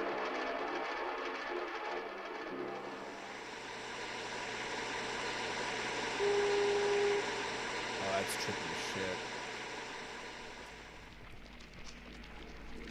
Is this a museum I broke into?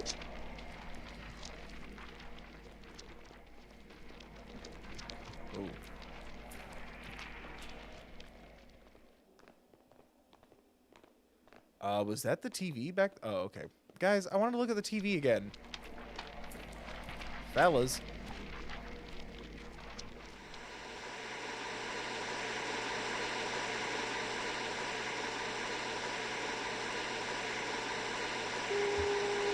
Oh, you can't. Okay, so.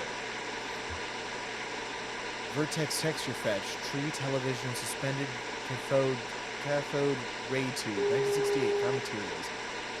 Bob, this seems like your kind of thing. Picture on the TV. ... What is that? It's a lighthouse? No, it's a weather vane or a windmill or something. Is it a lighthouse?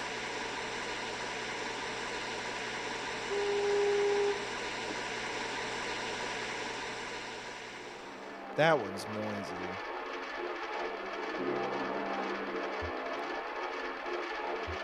Spinning coins suspended, correcting for angular motion. 1976 raw materials.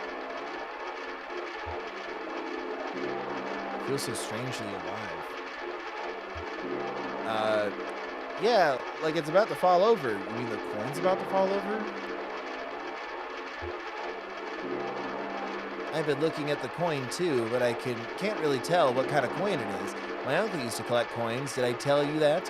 He was crazy for them. Really obsessed. This coin actually doesn't look real. I think it's plastic. Yep. Pretty dark.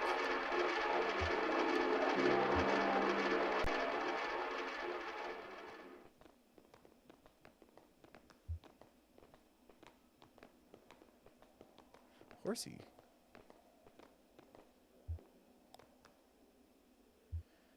Basement puzzle number 2. Artist, sunset, and horse. 1976. Plaster and wire. What do you think she means by puzzle? Yeah, weird. I guess it's something you can solve? They must be symbols. Artist, sunset, horse. Or is it an anagram or like a code? Gravity Falls Season 3 when? Or it's just a misdirection. Maybe it's not a puzzle. Maybe it's just about a puzzle. Maybe it's a puzzle, but there's no right answer. This is kind of sad. Wait a minute.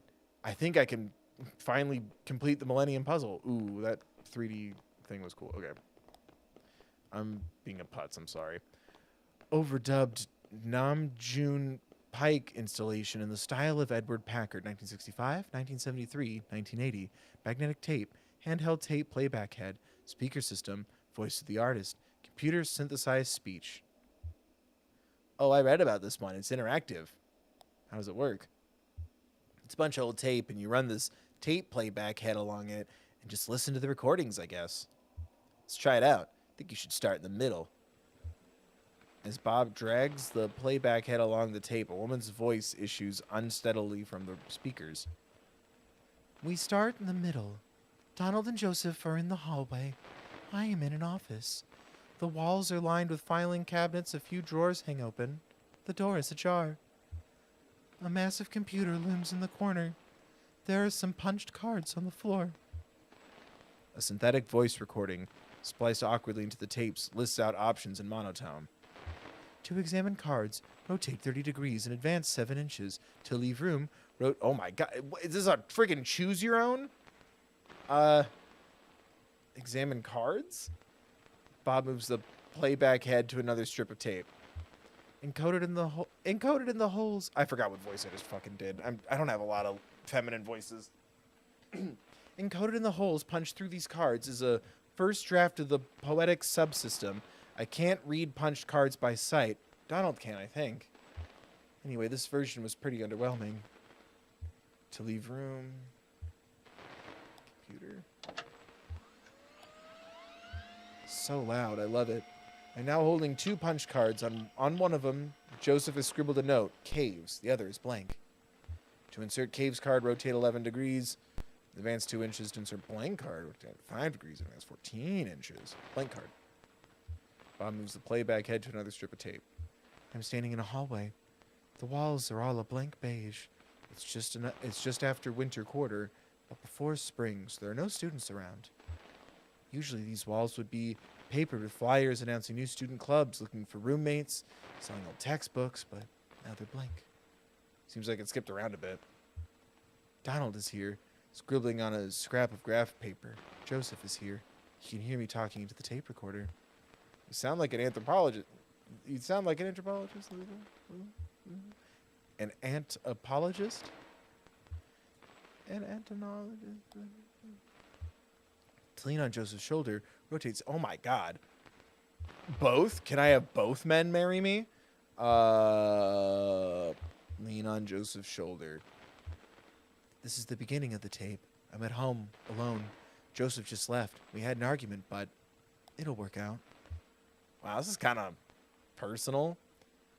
I feel a little embarrassed. I know what you mean, but she put it out there. I usually start here in my home. Whenever I'm sketching out a new piece, I start by looking around. My closet door is open, and I can see a few sweaters and a dress I like. To go downstairs, oh my god, go downstairs. I've stopped halfway down, and I'm sitting on the staircase. The tape recorder is on the carpeted step next to me. I'm leaning against the wall, holding a glass of wine, looking at some framed photographs on the wall, and she's falling asleep, and I'm calling a cab, and I'm having a stroke, and she's taking a drag. Fall asleep. I look asleep for a moment. I had a dream about a cave. I'm with Joseph and Donald. We're walking somewhere, looking for a cave. We're on a dirt trail in the park, or well, it's not really a trail. What's a trail? It's more like a tendency. There tend to be fewer plants here on the path we've been walking. Now we're walking at the edge of a massive hole. Oh my god. The dirt gives way to mossy rock as the ground sinks into darkness. Joseph and Donald are following a rope into the cave. They have computer equipment tied to their backs. So do I. To enter the cave, there's only the one choice. And it's the end of that one. So 65 degrees for... No! This is so ongoing. That's the last trip, so everything's down here now. The final resting place. Don't be so morbid. To remember a fond gesture, rotate.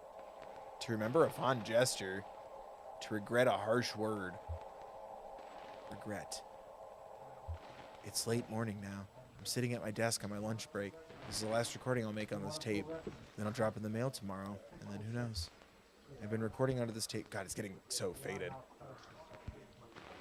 I've been recording on this tape for 15 years, I think.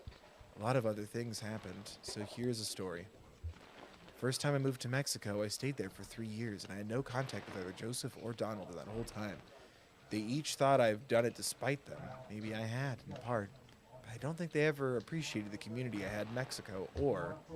Anyway, when I came back, I didn't call them or visit the university. I ran into Donald completely by chance at a hardware store. He asked me why I hadn't called, and I told him it hadn't occurred to me. So I'm almost out of tape. I guess I'll just let it run out while I eat. I guess we should stop then? Do you feel alone? I don't. Do you feel done? I don't. Let's stop. Okay, I feel unresolved about that. Well, it was kind of freaking me out. This whole thing's stressing me out.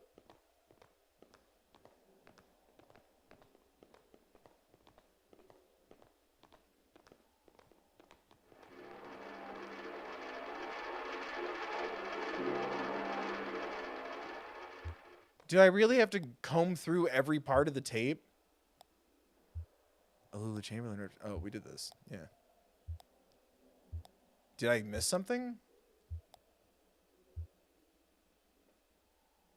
Yeah.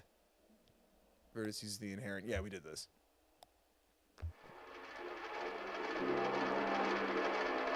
Ooh. Exit, please. The gift shop, the cafeteria. I guess I'm ready to go. I need to get to work anyway. So are these... Oh my god. I got a trophy! That was bizarre. So is that like pieces of the story? Or is that... That was so bizarre. Excuse me. Attention, Lula Chamberlain. Your application. Thank you for your application to the Gaston Trust for Imagined Architecture Annual Fellowship. We received a record number of applications this year, over 100 in total, and regrettably, we can award only one fellowship position per year. As you know, our review process includes a multi-phase blind committee analysis of portfolio submissions, as well as a careful review by a panel of subject matter experts on each applicant's notability and relevance in the field. We must be extremely selective in our process so as to maintain the standards we've established over our 35 years in operation. Our panel did not select your application. Sucks. It's probably because you didn't donate enough. to BillShowGaming or thethirdbill.com. We encourage you to consider reapplying next year. Many young artists and architects reapply for a few successive years before being accepted. Sincerely, Dr. Carl Stone Norden, architect, Gaston Trust for Imagined Architecture. Below the printed text is a hastily written note. Sorry for the condescending form letter. Love your work. Unfortunately, I just do the mail here. Your obedient servant, Robert. I have the honor to be your obedient servant, Ben Franklin. Right? Yeah. Ben Franklin. Yeah. It's my favorite musical. It's the one about Ben Franklin.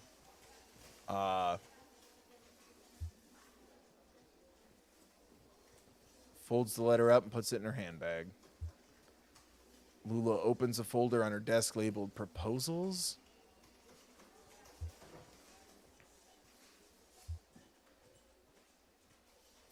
Opens a folder of writing paper on her desk. Dearest Robert, thank you for your kind note.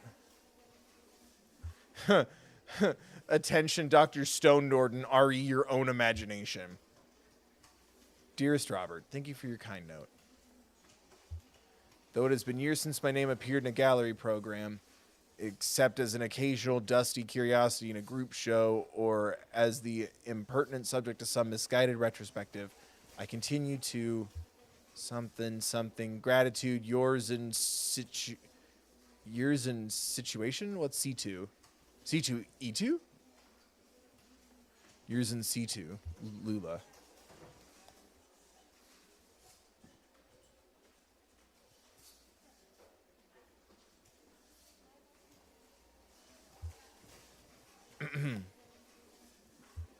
Busy?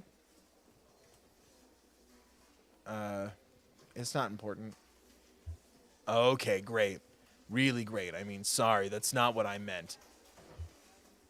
Did you get my note? About the office party? About the office party? About the office party? I'm going stag. Oh, yeah, I didn't mean, hey, I'm probably not going anyway. Lots to do, you know? A lot of new drafts, So, how'd your application go? I was in the mailroom and I saw you got a letter back. Sorry, I didn't mean to pry. I saw. It's fine, Rick. I'm not going anywhere. How's your goldfish?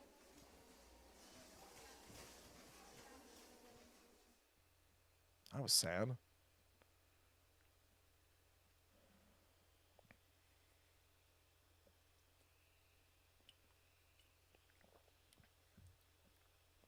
Bureau of Reclaimed Spaces sounds like a Pixar subplot. Okay, can I ask a question? I don't care about Disney D23 shit unless they're going to pay me to talk about it and shit. I'll take those checks. I need money. Like, subscribe, donate, become a member. Why are we still making Monsters, Inc. lands at theme parks? Did I miss something? Anyway. It's weird. Villains Land calls to me, though. I love all the bad guys in Kingdom Hearts. I'm glad they're getting their own space. That's what I want to do. I want to go and go, is that Maleficent from Kingdom Hearts? Is that Barbossa from Kingdom Hearts 2? Is that Frollo from Kingdom Hearts Dream Drop Distance? Get a good rest in the truck? I know you love a long drive. I do too, usually. The wind in your ears. Yeah, I saw you back there, Homer. He's a good little guy. Didn't we just pass this place? Maybe someone here can point us in the right direction? Yeah, looks like they're still open. Must be the night shift. What do you think they do here? Looks like an office building.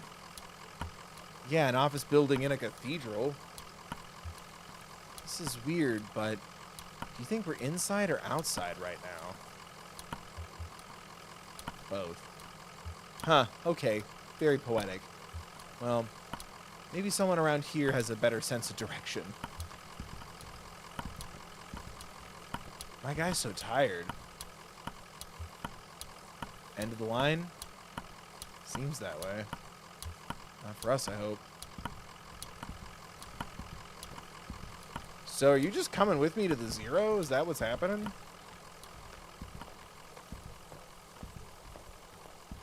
Ooh, fishing.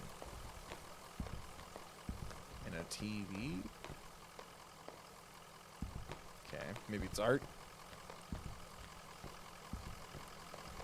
Were you about to pee? Homer did a little squat.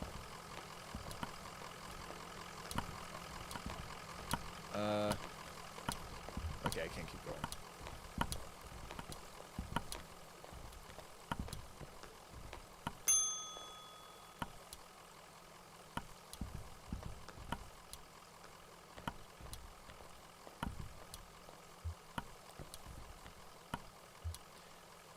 Well, here you are. Better late than never, I guess. Just unload the whiskey over there by the elevator. I'll figure something out. We're actually a bit lost, ma'am. You're lost? So you're not the... Sorry, honest mistake. We're supposed to have a little celebration here at the office, but the whiskey never showed up. I saw your truck and thought, but you don't really look like one of the boys from the distillery anyway. What is this place? Well, it's clear you're new to this territory. I expect you just mean to be passing through. We're looking for Dogwood Drive. Do you know where that is? Dogwood. Nope. You're gonna need to talk to someone upstairs about that. One of the map clerks. But first, we've got to get you in the system. So you'll need an appointment with one of the ingestion clerks. Now, let's see.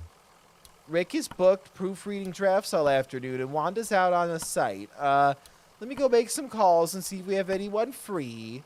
There are some books over there in the waiting area, or just take a look around. Have you seen our grotesques? Television is playing a cartoon about a bird. The cartoon bird collects pieces of its nest, a scarf, a plastic shopping bag, a bit of a young girl's hair. The nest is warm, but precariously fragile. Ooh, sorry. Television is playing what looks like an H documentary. A hermit crab scuttles across the beach. Its shell is an awkward shape. It must have once belonged to a different crab.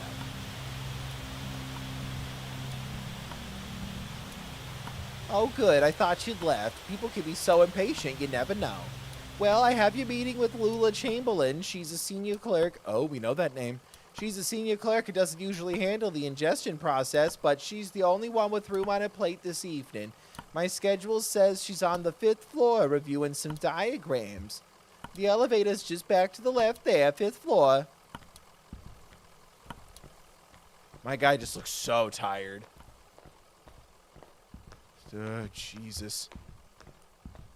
Fucking books. 3 books are piled on the table. A service manual for a sewage pump, some architectural plans for a bungalow, and a slim collection of Japanese death haiku. An envelope is protruding from the bottom of the stack. Pick up the envelope. Mine now. The envelope reads Bureau of Secret Tourism. It contains several small handwritten brochures with ritualistic decorations to bizarre locations. Sick. I want to be a cool tourist.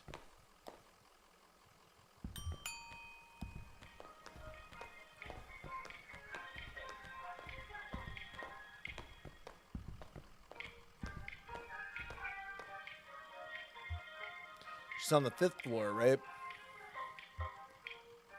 Yeah, 5th floor.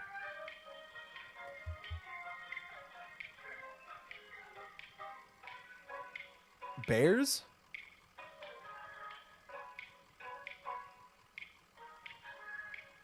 There's diagrams and drafts, archives and records, bears, conference room, clerk's office, lobby.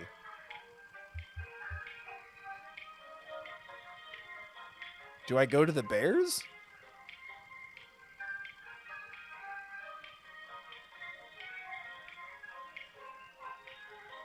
Chat? Do we want bears?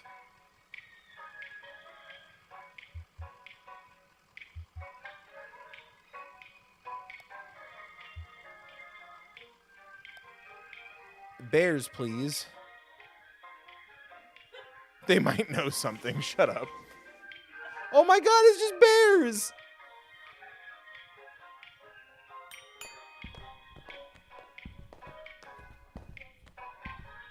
Hello.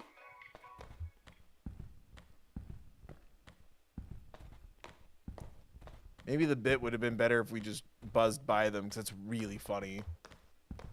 Okay. Well. Bye, bears.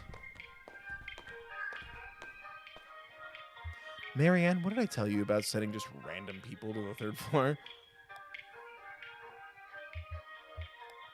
This is a room full of bears.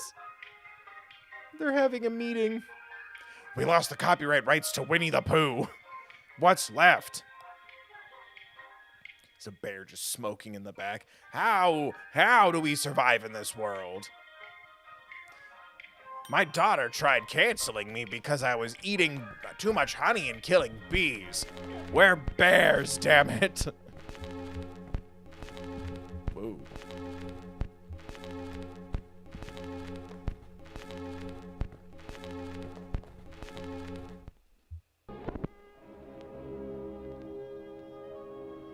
Oh, that was rude. I didn't mean to switch his music. I thought I could fix it because it was on a bump.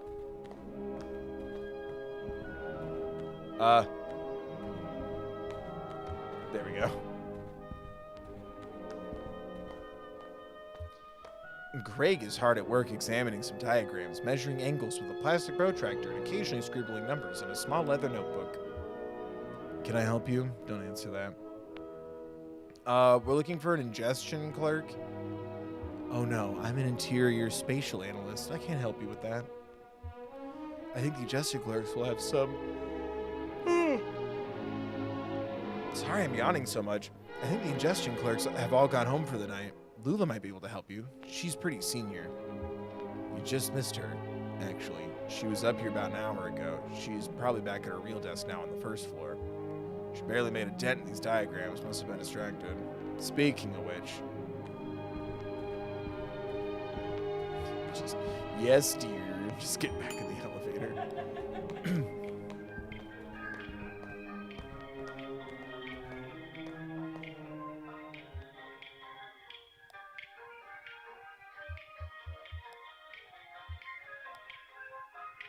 We should get to see the bears again. Hi. Just turn and look.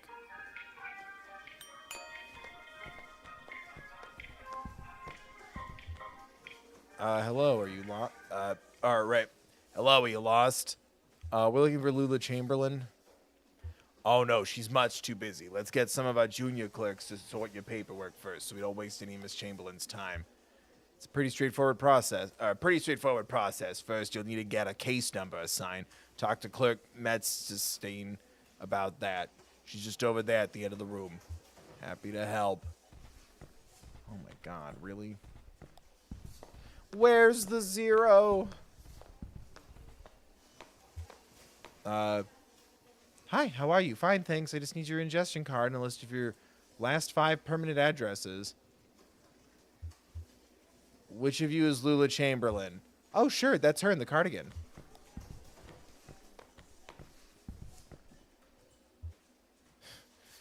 Was I meant to have skipped that? I feel bad for skipping it, but I liked that.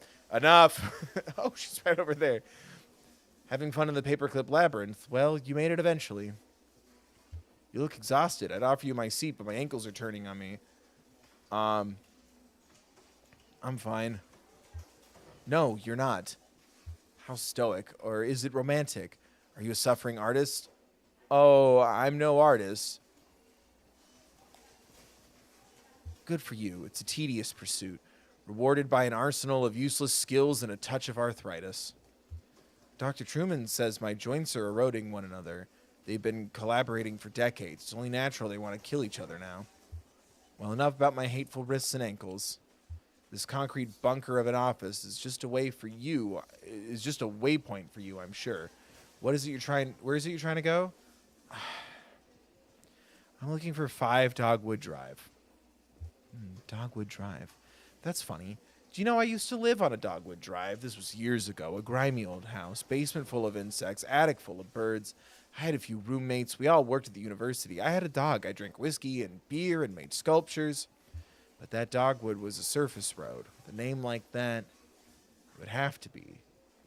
But what are you doing on the zero? A gas station attendant told us we need to take the zero to get there. Gas station attendant, I see. Friendly blind man about my age, hangs out with an old cat, likes to pretend he's a poet. His name is Joseph. Pretend? His name is Joseph. Do you know him? Joseph and I used to work together, and we lived together. We were friends. But that was a long time ago. We haven't spoken in years.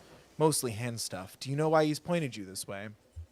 It's because he's still in love with me, of course, and now he's implicated you quite inconsiderably, and in your condition, it's appalling. So I'm very sorry for wasting your time, but I'm afraid you've been misled. Excuse me. But where's the dogwood drive you lived on? Maybe it's the same one. No, it's not possible. The dogwood drive I lived on is called Pale Dogwood Drive. They've renamed all the streets you see. Too many streets with the same names. It was never a problem before, but now we have these databases, and it's all too confusing for the computer. The computer has no sense of ambiguity, so it proclaims an error. Name collisions, they call them. So my dogwood drive is Pale Dogwood Drive, and another might be Large Leaf Dogwood Drive, or Himalayan Flowering Dogwood Drive, and so on. But one of them is still just Dogwood Drive, or so we might hope. It's really a matter of consulting records, of which we have an abundance here. Do you have a record of the streets? I expect we must. They'll be up at Archives and Records, 4th floor. They'll be filed under O for odonyms, probably, or G for generic, or maybe S for specific, depending on which part of the street name was changed. Kill me.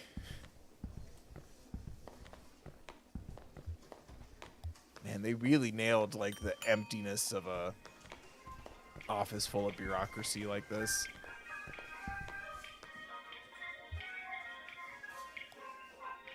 Will I have to go to the 3rd floor and talk to the bears? I'm just picturing my guy Conway just limping around and dealing with all this bullshit. He's just like, I just want to go home.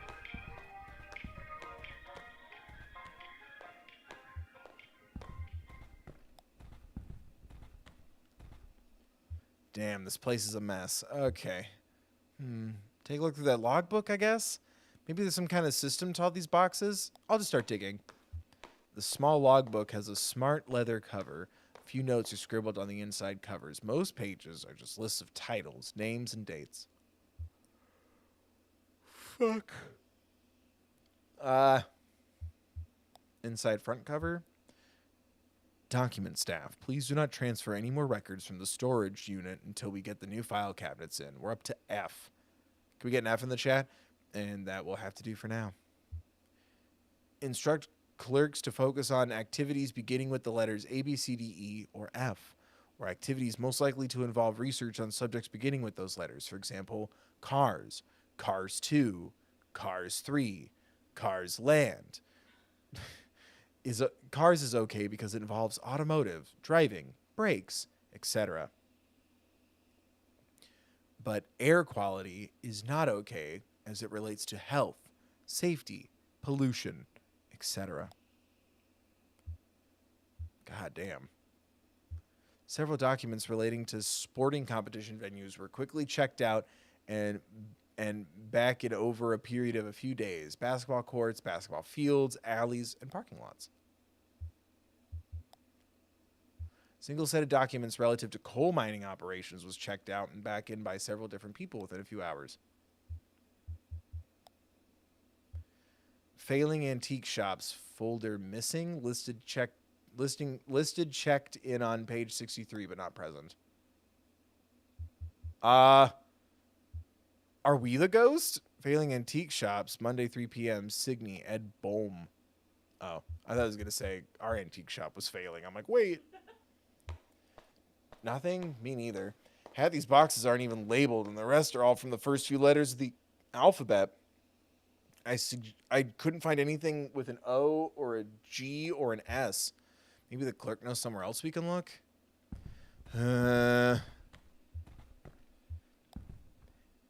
Every time I spend in this elevator is time I'm never getting back in my lifespan. As it is finite. Your office is on the first floor. Beep, beep, beep.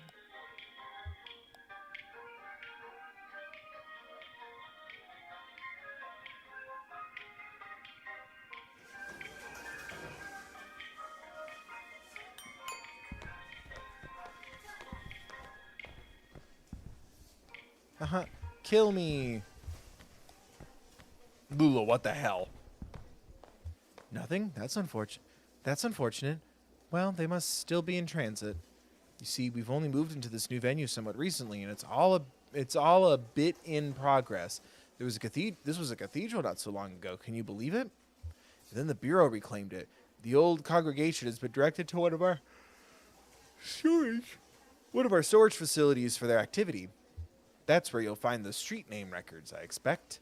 At the church. Marianne at reception can give you directions. Just come back here when you have the files, and we'll begin the necessary paperwork to have the information analyzed. Oh, and while you're out on the road, you might want to stop and see Dr. Truman about your leg. He's a specialist regarding ailments of the joints and limbs. I know he works at night. His home office is in a small neighborhood on the east edge of Bowling Green. Robeson, thank you for another 5. Why does he have a broken arm? Is that us in the game? Thank you, Robeson. Here's his card. Do stop and see him. That leg is a miserable sight. Take care of each other. Is that a $5 bribe so I fix his leg? Chad, is this health insurance?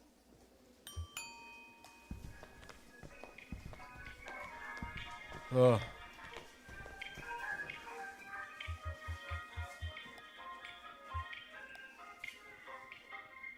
I'll miss the bears. They're doing bear stuff up there.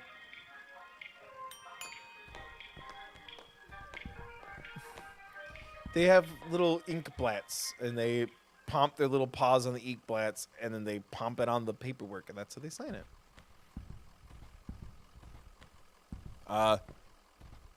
Where did I go? There I am. There we go. It doesn't look like it should be layered like that, but I guess it is.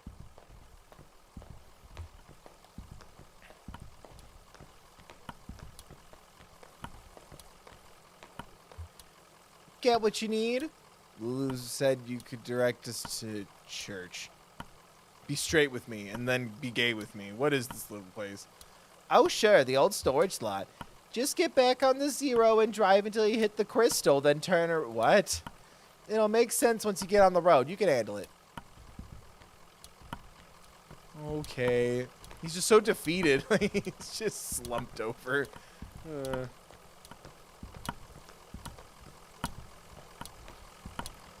Homer's just pissed. You didn't get the fucking directions, didn't you?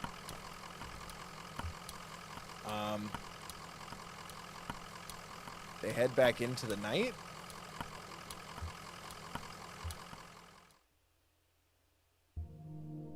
Oh my god.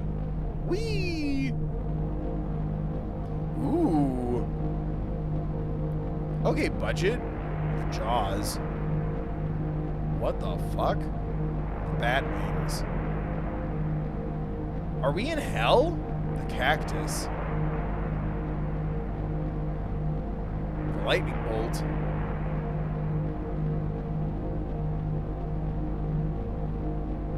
Sandwich. Is it a brick sandwich? The icosahedron. The cathode ray.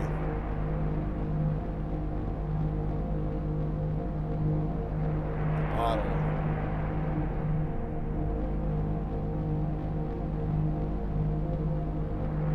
The TV. The C note.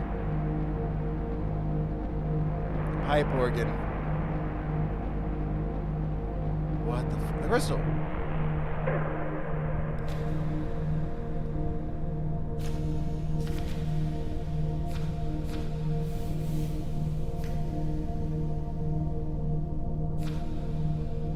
Oh, this is like a thing.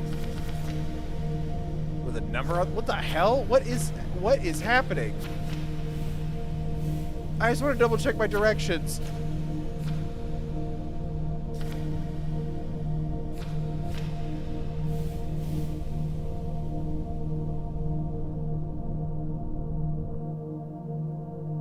What? She said the crystal, right? It didn't write down the directions. Wait, what's happening?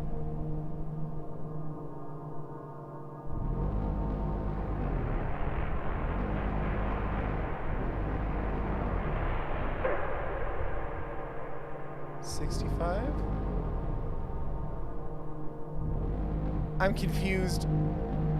What did she tell me to do?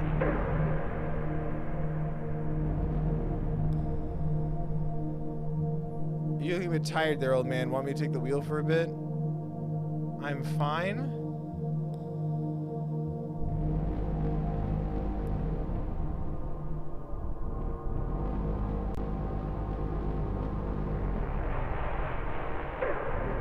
Turn around at the crystal.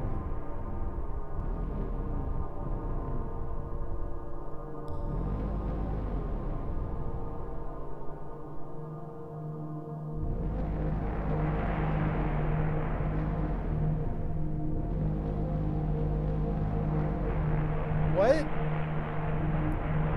Would the pipe organ imply the church? What the fuck?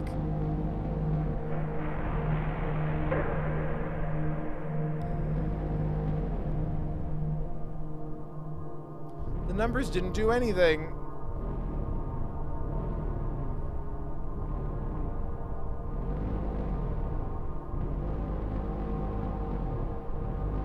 Now the pipe organ's gone. Self-storage. Oh my god, that was so... And it's like, the controller just keeps like fucking vibrating. That was so strange. Am I in hell? Saint Thomas. Calm down, Thomas. Thomas the Tank Engine became celibate. Oh my god. Is that it over there? I don't see any congregation. Maybe it's after hours. Let's see what the janitor knows, I guess. Neil Flynn? I can't do this all on my own. No, I know. I'm no super... Oh, hey, you're here for the night mass? The midnight mass. What kind of mass is it? Tonight it's a homily on work and need. Huh, I haven't heard this one before. Where's the congregation? I guess this must look pretty strange, a church without a congregation. When they first moved in here, man, this place was packed. They had a mass every night, 2 on Sunday. But it got a bit awkward to fit everyone in, and the numbers quickly dwindled. Once folks started to see it as a thing that was falling apart, they lost their center of gravity and just started wobbling. Then the preacher stopped coming too, but he left his old tapes. Same with the organ. Oh, like what we found. The church with the pre-recorded tapes. What's happening? He left his old tapes. Same with the organist. I found some old acetates in the bureau archives. Photos of people in churches. So I keep it running. You do what you have to, right? Right. Now we have to find some bureau documents. Oh, you're from the bureau. I moved all the documents to unit C315 to make room for the mass. It's down at the other end of the building. Same floor. I need to get the night mass started, but you can borrow my keys. I'll go. You wait here. Rest your leg. You're looking kind of pale. Nice lady. Well, I'd better get this running. Presses play on the old tape machine. Is your whole family Catholic? Oh, no, we're not religious. I just watched and listened with the congregation while the congregation did all the stuff. And probably don't understand as much of it as you might think. Anyway, I know how to run the overhead projector and the tape player. At least I know enough to keep it going, right?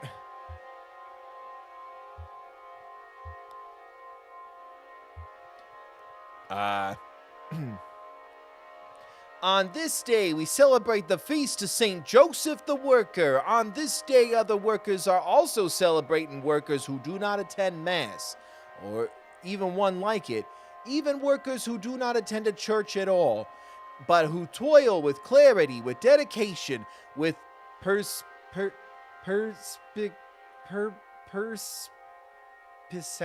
what the fuck? Perspicacity? That doesn't... What word is that? Who... Right, you can't even do it. Perspicacity. Perspicacity?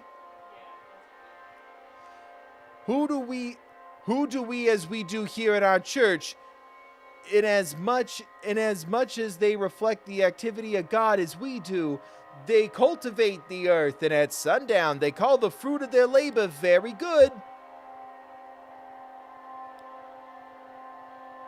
Beyond the church, this day is celebrated in remembrance of a violent protest in Chicago, and to honor the 4 martyrs who were unjustly persecuted in its wake. Woo, Chicago!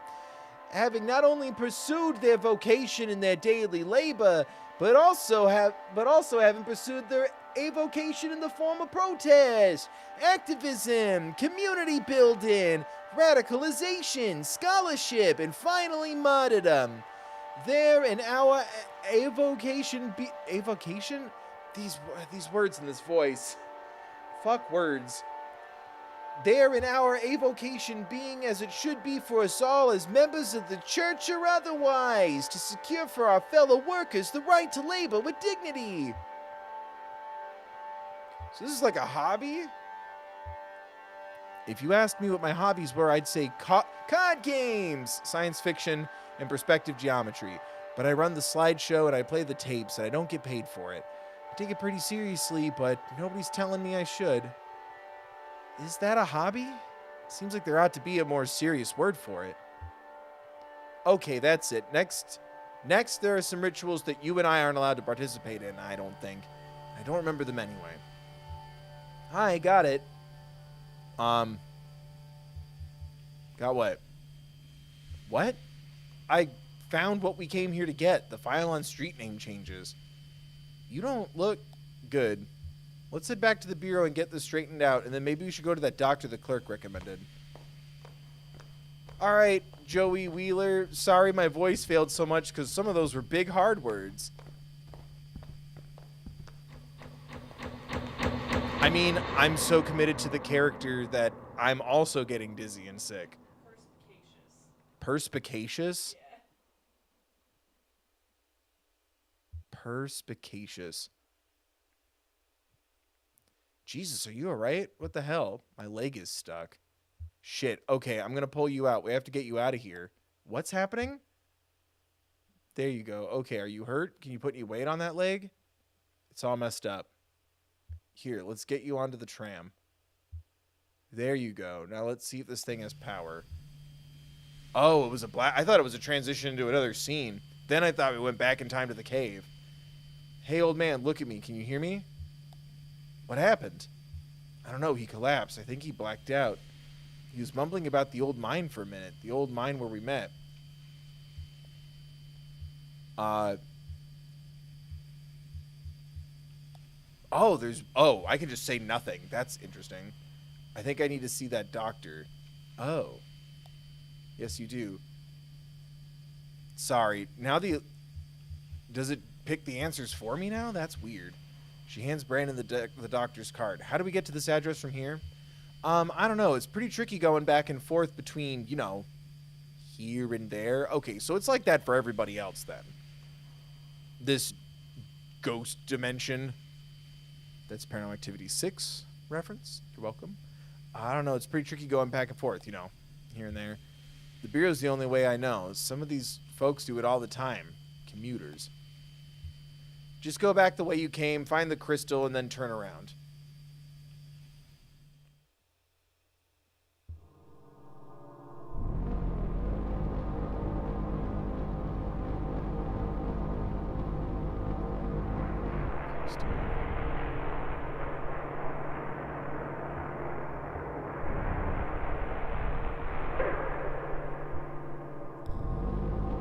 Whee! I just keep going.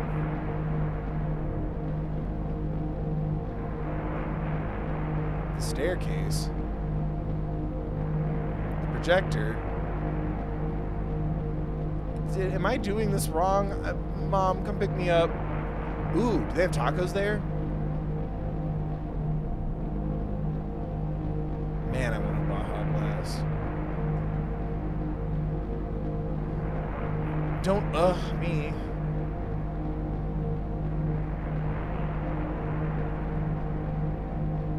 I don't really like their food, but I like their Baja Blast. And no, I don't want it from a can or a bottle. That's from fucking heathens. Feather it hardly. The wheelbarrow. The antlers. Scarecrow. The Shrine of the Silver Monkey. Bureau. But wait, do I need to go to the doctor? Or I'm going to the Bureau first? Scene 3.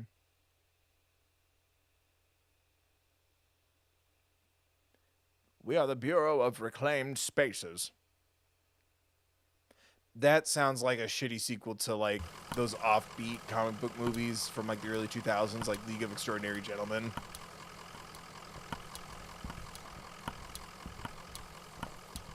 It's like Ben Stiller and Keanu Reeves in the Bureau of Replaced Items. Back so soon? Can we talk to Clerk Lula Chamberlain again? I'm afraid she left in a big hurry, actually. Something happened with your meeting? We need to get to the Interstate 65. Lula filed your papers, so you're in our system now. I can process you. Whenever you're ready to go back, just let me know. Do I need to see the doctor first? What am I supposed to... I'm confused. Genuinely. Just get Huh? Yeah, Bureau, but they're saying whenever you're ready to go back, just let me know. Am I ready to be processed? I'm confused. I want to take him to the doctor. I believe in medicine.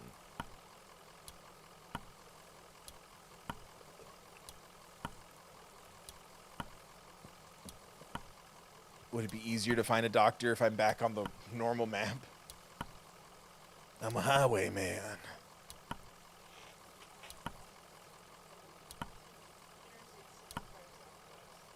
That takes me to the doctor. Okay, so I'm ready to be processed then. Okay. I was very confused on what it wanted me to do. It's so trippy.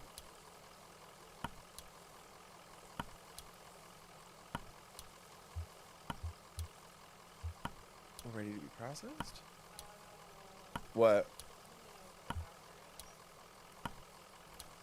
But she... Adam got it.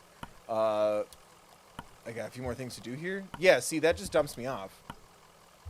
Marianne does not get the opportunity. We're ready to be processed. She hands the receptionist Lula's card. Can you tell us how to get to this address? There we go. Okay, so it just asks it when we're ready to leave. That's where I got confused. Because they kept making it sound like the doctor was near this plane of existence. Can you tell us how to get to this address? We're looking for Dr. Truman. Of course. This is a neighborhood just outside of Bowling Green. Get on 65 going southwest. Take a right just past the observatory, just before the river. If you continue north, you'll be there shortly. Happy to help. All right, well, I'll limp back to my car now. Oh, wow. Now we're just... So what? Did we just leave The insanity?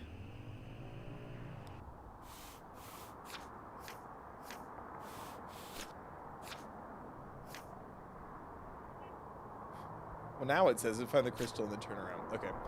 65 going southwest. Take a right just past the observatory, but before the river. If you continue north, you'll be there shortly. Okay. 65 going southwest, and then a right past the observatory.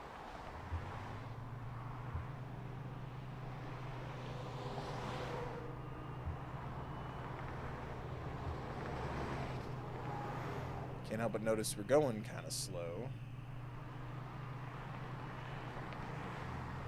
Zooming. Right? That looks like an observatory.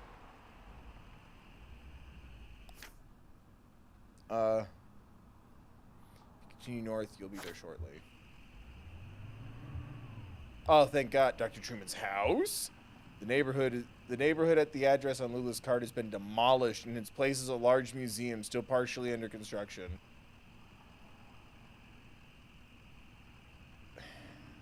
We live in a society.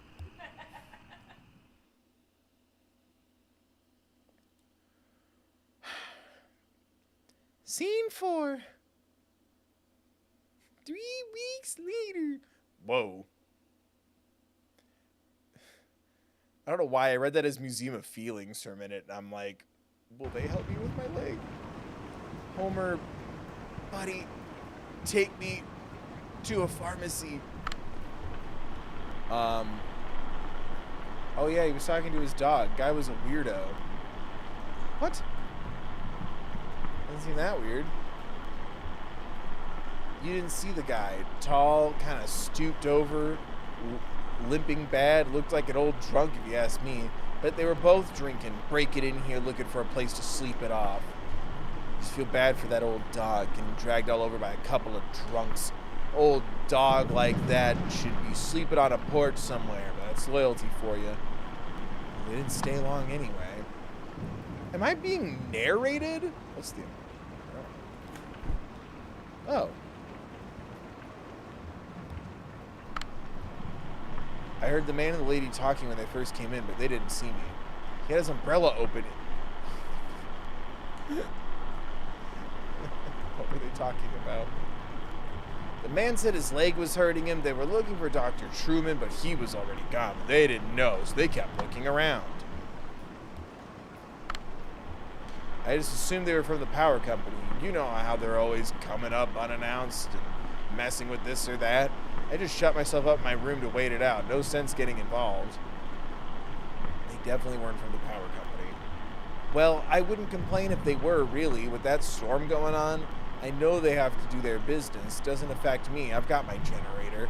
But you know, some of those folks around here are unprepared. Totally unprepared. So do we just leave? Please, I need a doctor. I'm limping. I'm limping real bad.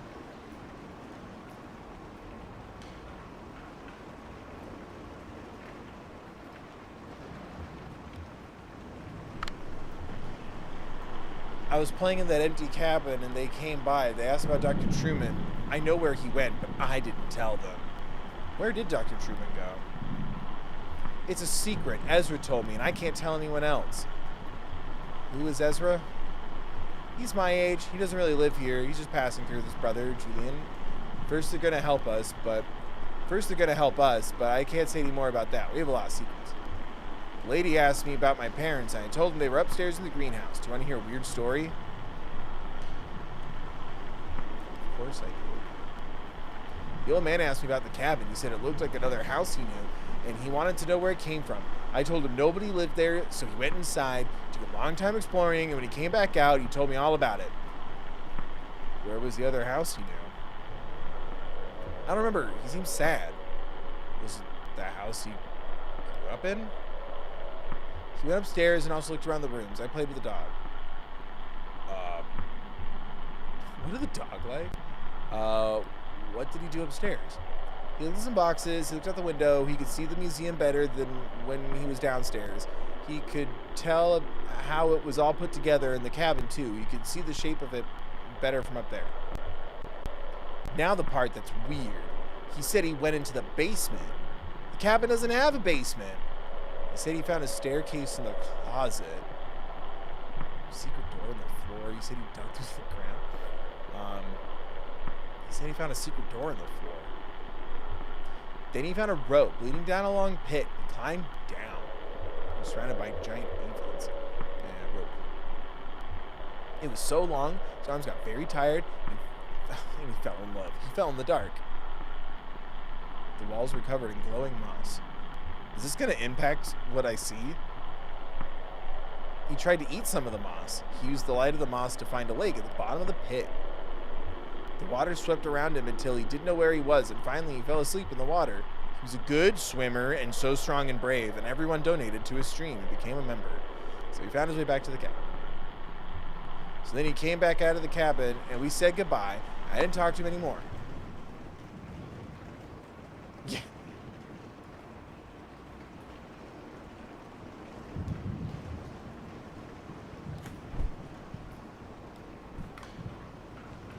This is so bizarre.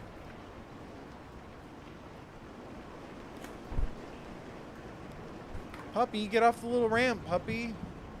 Oh, he's stuck. Oh, what do I do? Now I'm stuck.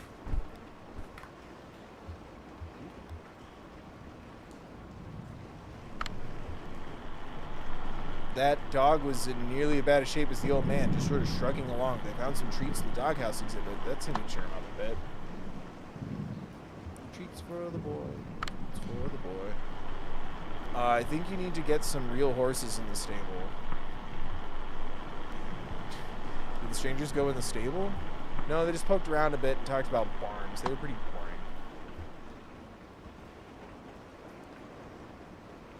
I'm so confused. What do I do? I'm too distracted by the need to go to a doctor. I'll have to get some real chickens in that coop. Do some homesteading. None of these folks know how to live off the land. You know what I mean?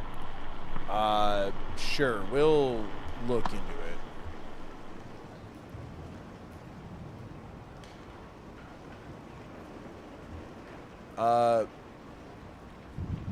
I want to go to the doctor, please. Ooh, chat, what do I do? I'm going to trudge over to this building now in the corner. Nope, can't do that. Okay.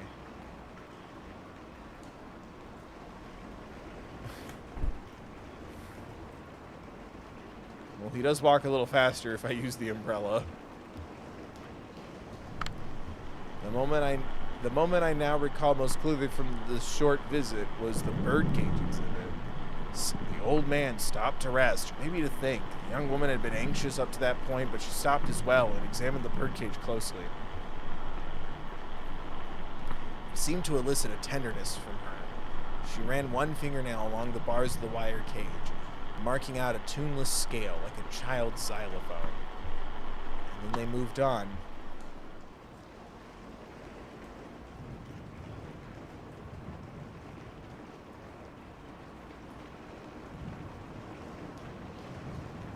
Please. A doctor.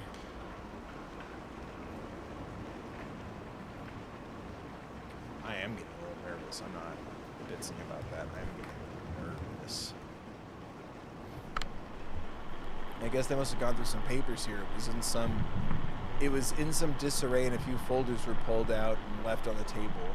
I mean, it wasn't too bad. I only noticed because Diana's such a stickler. She's a real organized, I mean. What folders were they looking at? Mostly stuff about the building site, I guess. They had a list of all the homes we relocated here. A list of original residences before we leveled the neighborhood. I guess they were looking for one of the old residents. Pulled out a list of the folks who didn't take the offer. Folks who moved elsewhere. But they filed that back out of order, so I guess they didn't find what they were looking for there. Hey, while I have you here, work's kind of slowed down, and it seems like I know you folks know what you're doing, but it seems like the residents just kind of settling in.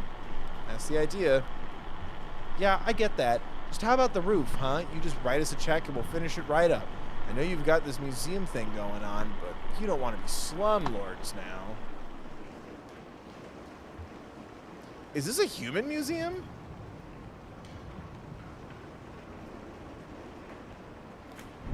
First I thought it was just like different types of dwellings.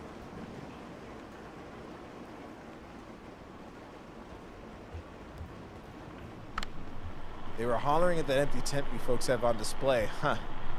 Hey, if you ever need anyone to stay in there, I've been in worse positions. Please, please, medicine, treatment, food for Puppo. You did not get forklift certified in Act 1. Game just deletes itself.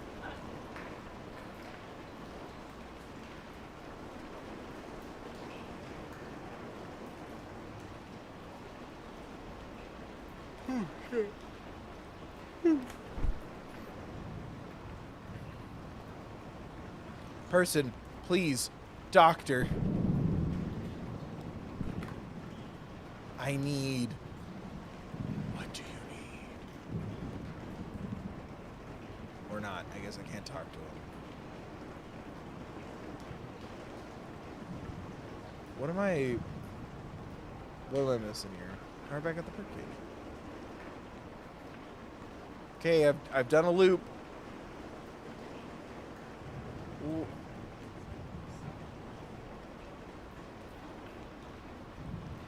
An elevator. Oh. I can interact with that? Thank you.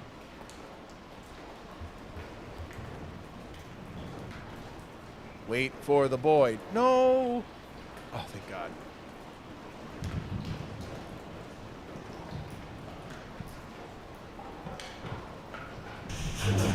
He's a good little boy in a hat. He's the titular character. His name's Route. Ooh,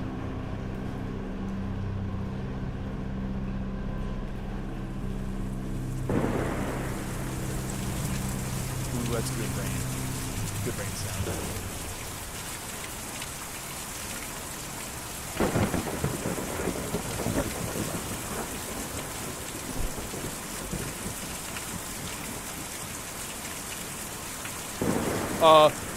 That's a big-ass bird.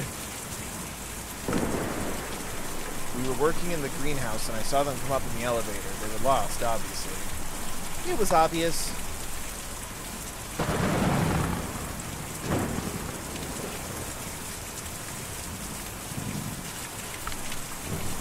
Oh, of course I saw them looking at the odd-shaped building with, sure, the rounded metal one. Yeah, that one. House of the Future sort of thing. I've always thought it looked more like a grain bin. Actually, I guess it's sort of romantic. Anyway, they seemed interested in it. Tired, huddling under their umbrellas, they still stopped to examine the strange building.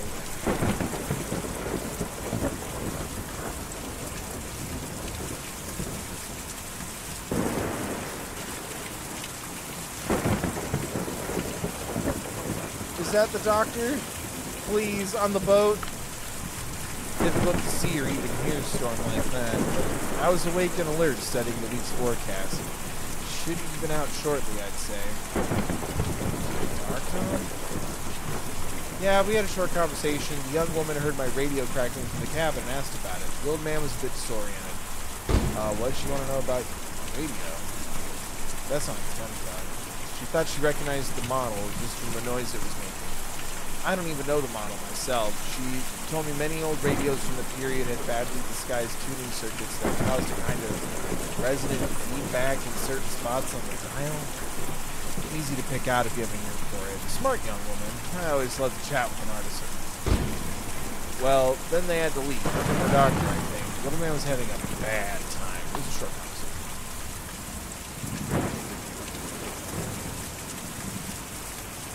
Please. I need... Laura was playing down on the lower level, and we've been having a glass of wine in the evenings. We ducked out of the way with Keith. After all, they were complete strangers. We didn't know them.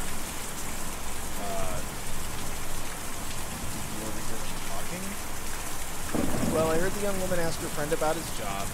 He's some kind of furniture collector or dealer, I think. It didn't sound like they were going well. Things were going well. Maybe they were looking for a buyer?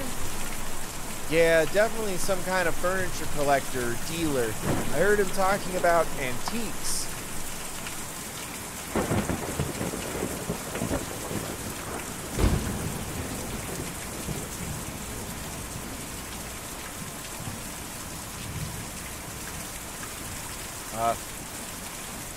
Where am I? Are those like eagle dragons? They have huge tails. Or is it just the angler?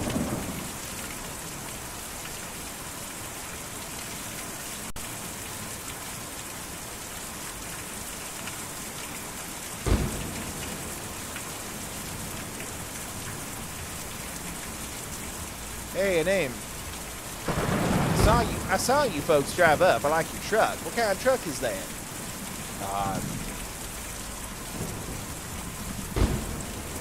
Do you know where Dr. Truman is? It doesn't belong to me. I just drive it. Yeah, I knew you were a driver. What's the biggest haul you ever did? I moved a pool table once in that same truck. I moved a couple horses once in a different truck. There, you have you horse girls. I see you. Me and Julian move whole houses every night. That's a lot bigger than a couple horses. Who's Julian? That sounds impressive. Yeah, it's a big job. Me and Julian take them out of the forest every night, and then we bring them back at dawn before the museum opens. Is Dr. Truman in the forest? Yes, ma'am, he's out in the forest. Me and Julian took him out there a few nights ago and didn't want to come back. And he didn't want to come back. He lives there all the time now. This museum is an okay place to live in the daytime, but it's no good at night. Folks just can't sleep in a place like this. Or when they do, it gives them nightmares. So we take them out of the forest to sleep and then bring them back in the morning. I'm getting pretty tired myself. He hurt his leg. We're looking for Dr. Truman to help him out. Can you tell us how to get there? You have to follow the Green River way out east, then hop over Lake Cumberland. The roads don't go there. Well, me and Julian can take you. We're about to go anyway. We've just got to call him over. I've just got to call him over.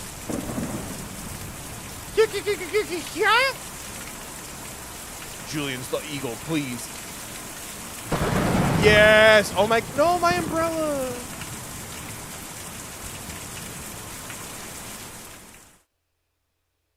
I mean, I've never owned an umbrella because I'm from fucking Seattle. We don't do that shit. Whee! Do I control the bird or am I just chilling? Oh dear, I control the... Oh, I control its sights, I guess. Uh-oh. Ooh, I want to go to I need to go to the doctor. Where's the forest? Something about the river?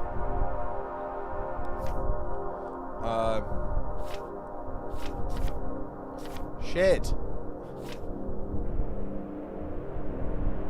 Barren River.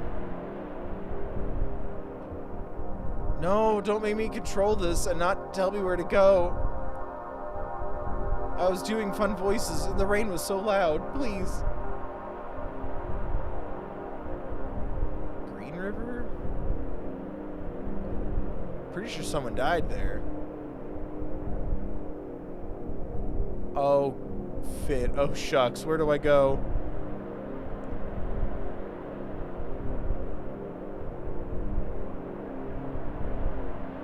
North? Was it Green River? Do you know? Okay. Oh, Weast. I thought you said...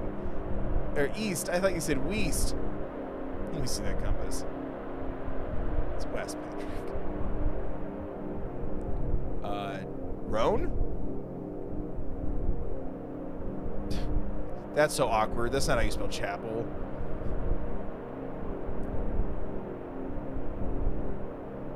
Am I going the wrong way? I suck at navigating in this.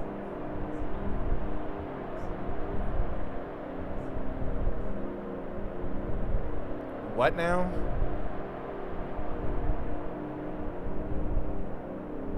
Am I... Say all that again. What am I doing?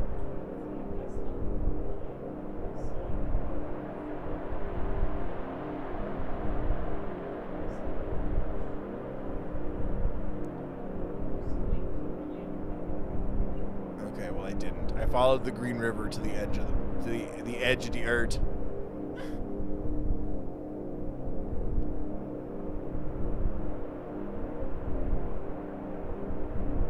God, that's an old reference.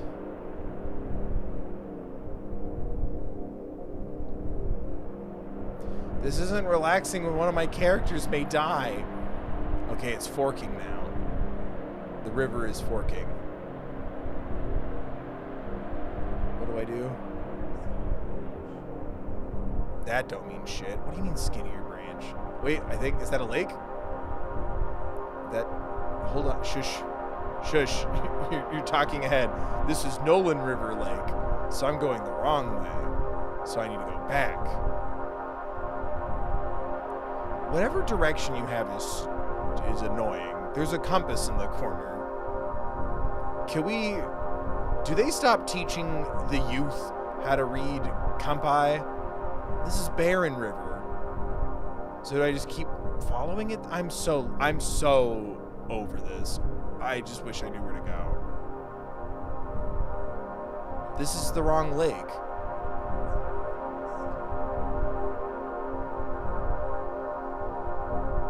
Nolan River Lake.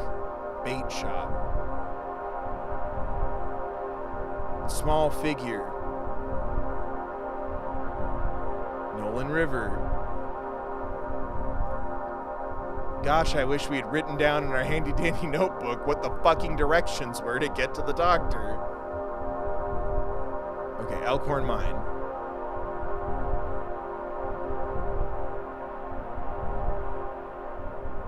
Now I'm at the Green River again.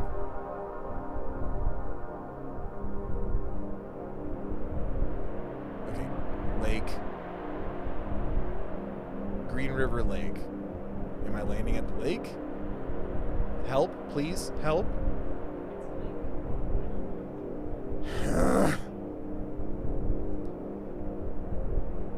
It's again, it's not relaxing when it's like your character's moving slow and needs to go to the doctor, so that it's like moving so slow, and I'm like, this isn't relaxing. Lake Cumberland.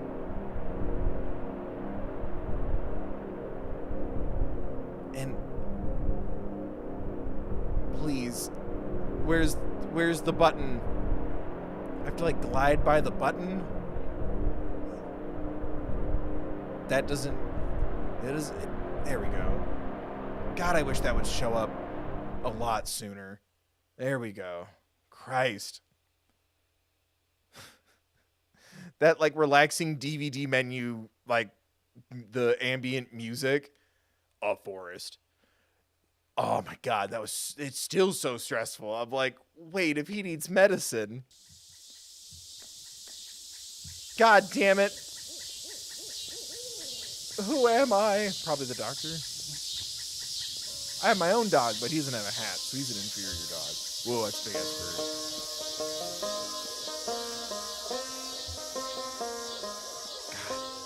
bird. God. Is that audio level okay for the stream, or is it loud? Okay, I was like, I'm about to take my one of my earbuds out again.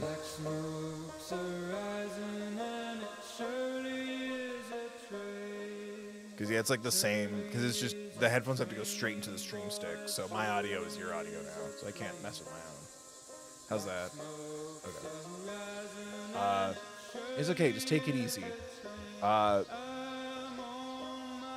just close my eyes. I don't think that's a good idea. Just take some strain off your leg for a minute, and then we'll keep going. Why is this delivery so important to you?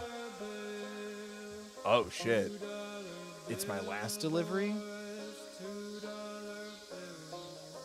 It's my last delivery. Oh, you're retiring or something? Or, sorry. Lizette's closing up the shop. Am I choosing his lore?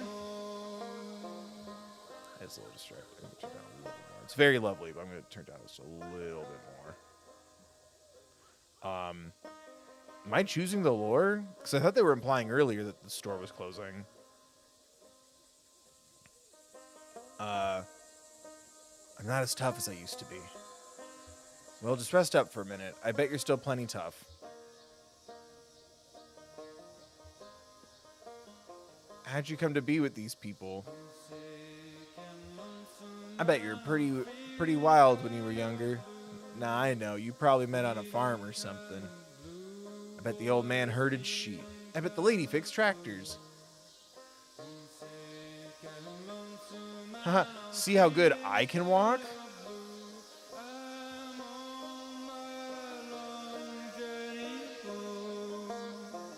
That's cool that the closer you get to him, the louder it gets. It's a little too loud. This ambient game has loud music.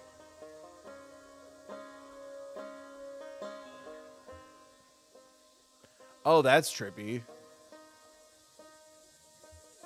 It shouldn't be much farther now. I think I know where the settlement ends over there. These are some fine-looking trees. This forest is full of shadows. I admire the trees. That's cooler. These are some fine-looking trees. Nice. Really nice. You a tree enthusiast? I like birds. Birds like trees. Just nice to have something to lean up on. You're in a lot of pain right now, aren't you? I just need to rest.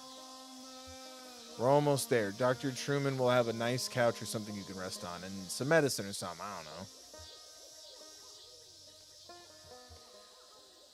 Have you ever been here have you ever been over to the lake? I went there once with my folks. We had some burgers. Pretty great.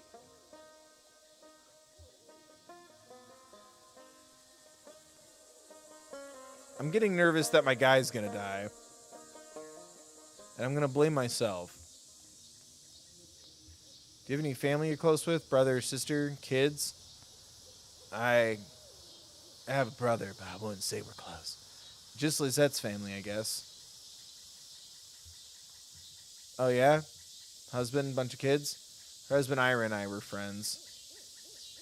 Oh, shit. She had this great kid named Charlie, but... She had this great kid named Charlie, but... Sorry. I guess I was always closest with Weaver. It's so loud. Is it good on your end, though? The cicada buzz. Good for you. Cicadas are loud and annoying as shit. Let's... There, is that better?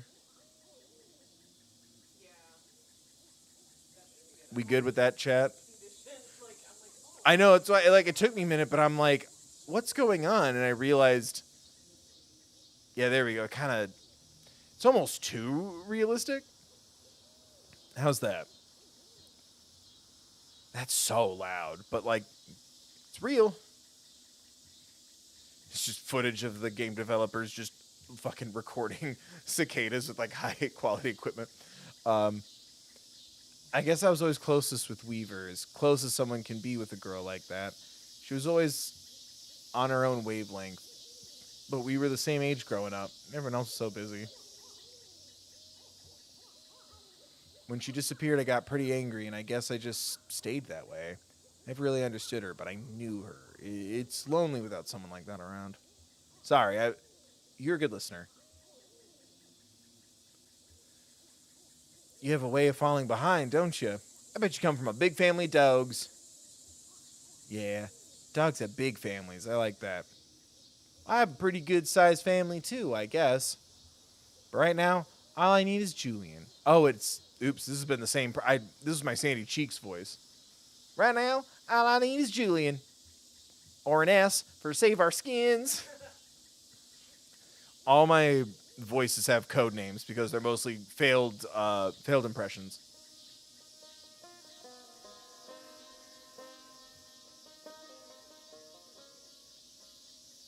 I love the ambient sound. It's just, God, it's so loud.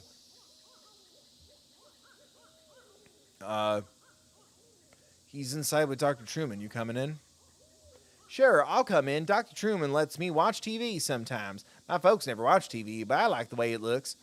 You said you lost track of your family earlier? I fix TVs, you know. Well, cool, a TV scientist. I bet you make a lot of money. My folks had a really nice house, bigger than any of those houses, but it made them worried all the time. Then the bank took it back. We had to sleep at the bus station, but I could never get to sleep, so I just went out to fly around every night with Julie. Oh, we had to sleep at the bus station, but I could never get to sleep, so I just went out to fly around every night with Julian. He flew really far, and we never got lost. But when we came back in the morning, they were all gone. They just left you? I don't think so. All their stuff was still there. Maybe they got lost somewhere. Let's see what's on TV. Oh, shit. Whew. This game is so strange. Yep. It's pretty fucked up. Look at the little guy in his little hat. Yeah. I think during that exit interview is when I really realized how badly they had me. But how else can you pay for medical school? I have college friends with debts that no honest man can pay. You can't expect to pay that back unless you're planning to sell painkillers on the side or something, or, you know, some kind of administrative thing. I don't know. Having seen what arthritis did to my grandmother, my best friend in high school, destroy his wrists building synthesizers, I mean, he was like 17. Ailments of the joints and limbs just seem important to me. I hope that answers your question. Getting a scholarship with that pharmaceutical company had a lot of strings attached, but at least I have somewhere to practice, even if I have to follow their market trends a bit. And hey, thanks to all those seminars, I'm an expert in the medical use of Neurifol TM. It's not so bad. So how about that leg? What happened exactly? My leg was crushed by it was like something grabbed my leg in the dark. Grabbed like an animal or a piece of machinery? That could be ugly. I've seen some joints twisted right. Never mind.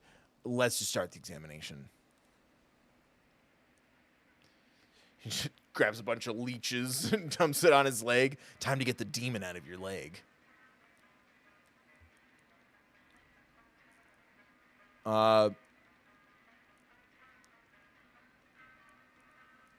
You know, I wish I knew.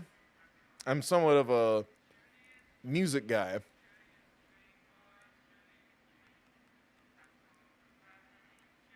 Hard times. Yeah, everybody has it pretty rough right now. Even if you just want to go home, you'll have problems. Like, it'll be too dark, you'll get scared. It's hard sometimes, but they have a way of working things out. Dr. Truman's going to help your friend. He'll be okay.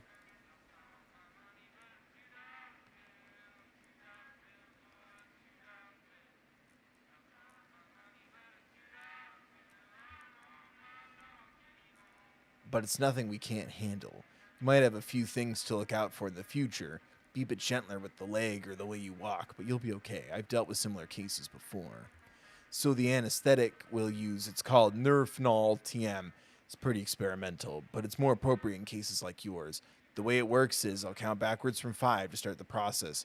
From then, we'll just have a normal conversation as the Nerfnol TM takes effect. Then I'll get started. Here we go. 5, 4, 3, 2, 1. So let's talk about billing for a moment. The pharmaceuticals are billing that revenue a bit. Countdown, like, subscribe, become a member, smash that like, share the link. Pick up merch or donate at thethirdbill.com. Com.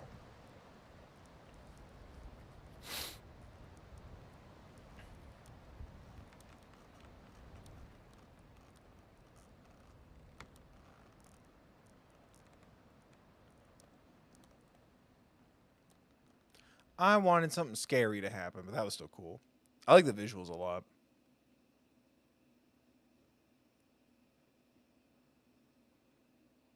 End of Act 2.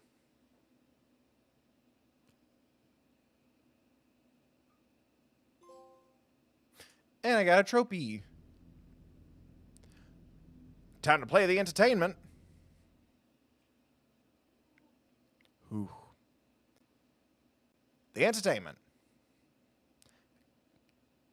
Come on down to the riverside. The entertainment. Gonna find you out on the boardwalk. Find you a husband or a bride. The entertainment. Uh-oh.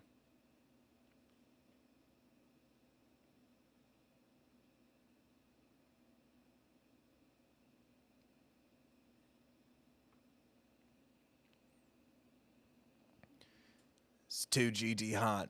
It's cool in here. Yep. Like Babylon outside. I love Lady Gaga. GD, you're right. Well, cool in here. It's an oasis. I wonder how Ted's holding up. AC. Down there, they all have it. Sure, you're right. Never been to Texas. Oh, sure. They all have AC. Too cold, almost. In July, even. He's got a hotel. Yeah, hotel life. That's living. Maybe too much. I mean, what's to stop him, really? Meet some tall thing at the hotel bar? Nah. Ted's a good man. I know. He wouldn't, run around. You're right. How about a beer? No beer today. Hard times. Whiskey. That all you got? It's good whiskey. Local. Yeah. Man, this guy's been jumping around all different corners of the South. You take shit. Sure. Fucking, you ever see one of them? Why is he looking at me? The boys from Hard Times? What? I heard they're strange. They work hard. They make a good whiskey. Who are you to judge? Sure. Who are we? No one of consequence. What's all this? Bread? What's all this bread for? Sandwiches. Rain's Law. I turned the audio up a little more. Huh. The old ones went bad while you were on vacation. You have a good time?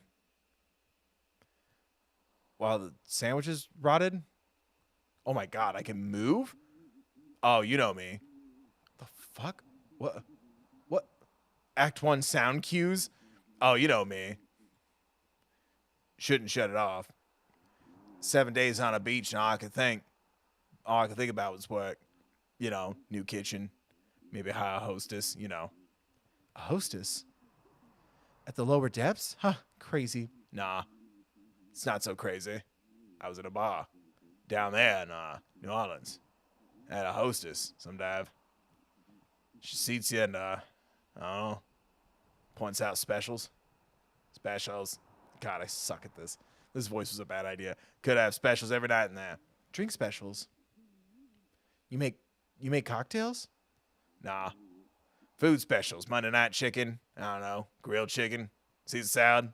Class it up, you know. Bess will have liked it. Here's to Bess. Yeah. Let me grab a... Here's to Bess. Good Christian woman. Good Christian woman. How about that sot in the corner? Not bothering nobody. Oh my god. Student production is audacious? What? We have the right to lie, said dramatist. And what? Barfly sits alone at a table with 2 glasses, one empty. Been here long? As soon as I open. Am I watching a play? But I'm in a play. Something's examining my... I have a brick sandwich from the constellations. Oh my god. Got started a bit early, I suspect. On a bender, huh? Sleeping in a ditch or something? You don't think... I knew it was a play. That's why his accent isn't great. Or dialect. Maybe Ted? Nah. Ted's a good man. Honest. Well-liked. He's liked, but... He's well-liked. Sales is a good fit. Selling hammers. Can you believe it? Somebody has to. Hammers. They don't sell themselves. Yeah. It's just hard. Ted on the road. It's tough all over. What to do all day? Come here, I guess? Sure. That's what I do. Cheap drinks, conversation, and the entertainment. That's the name of the chapter. Sure. What's tonight? Oh, tonight it's, Junebug. I'll stay for that. I need some music. Get my mind off Ted. Something romantic, you know. A love song from when the world was young. What time? Round 8, maybe? Well, set 'em up slow, or I'll sleep right through it.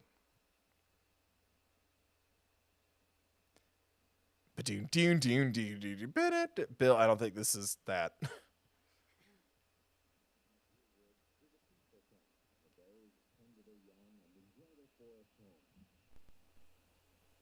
Hello? Oh, I thought I was supposed to put it back on that Weird Dinosaur show, will you? Nah, those history programs don't make any sense. I prefer the nature programs. They think they can just say anything on TV. I don't believe there to be a damn word in the Bible about dinosaurs on the ark. Been a long time since Sunday school for me. Do you go to church, though? Nah, not since Bess. It was her church, really. Good Christian woman. Good Christian woman. Oh, God, my throat. Well, I'm curious to see where they're going with it. They've got you now. I just think they're gonna run out of rope before long. Dinosaurs on the ark. I prefer the nature programs. Yeah. So your vacation was good? 7 days poolside. I thought you said it was a beach. Oh, sure. No, it was a pool. Was it a pool or a beach? Maybe. I don't remember. Weird. You think I'm making this up? No, Oh my God. Hi, Harry. Are the old folks here? Just me and Evelyn. All morning. Hi, Evelyn. And that sot in the corner. You're early, Pearl. Your parents usually don't roll in until the evening, 5 or 6. Everything all right? Oh, sure, thanks. We just have some stuff to talk about. Well, post up here. And let's watch this weird dinosaur show. I'll stand you a drink. All Harry's pouring. Today is Hard Times whiskey. That all you got? They make a good whiskey. Sure, but you know the rumors. Rumors are rumors. Put it on my tab, Harry. You driving, Pearl? Oh, God, no. You know they want almost 40 cents a gallon? Is that too loud? I had the early shift, so I just walked over. In this heat?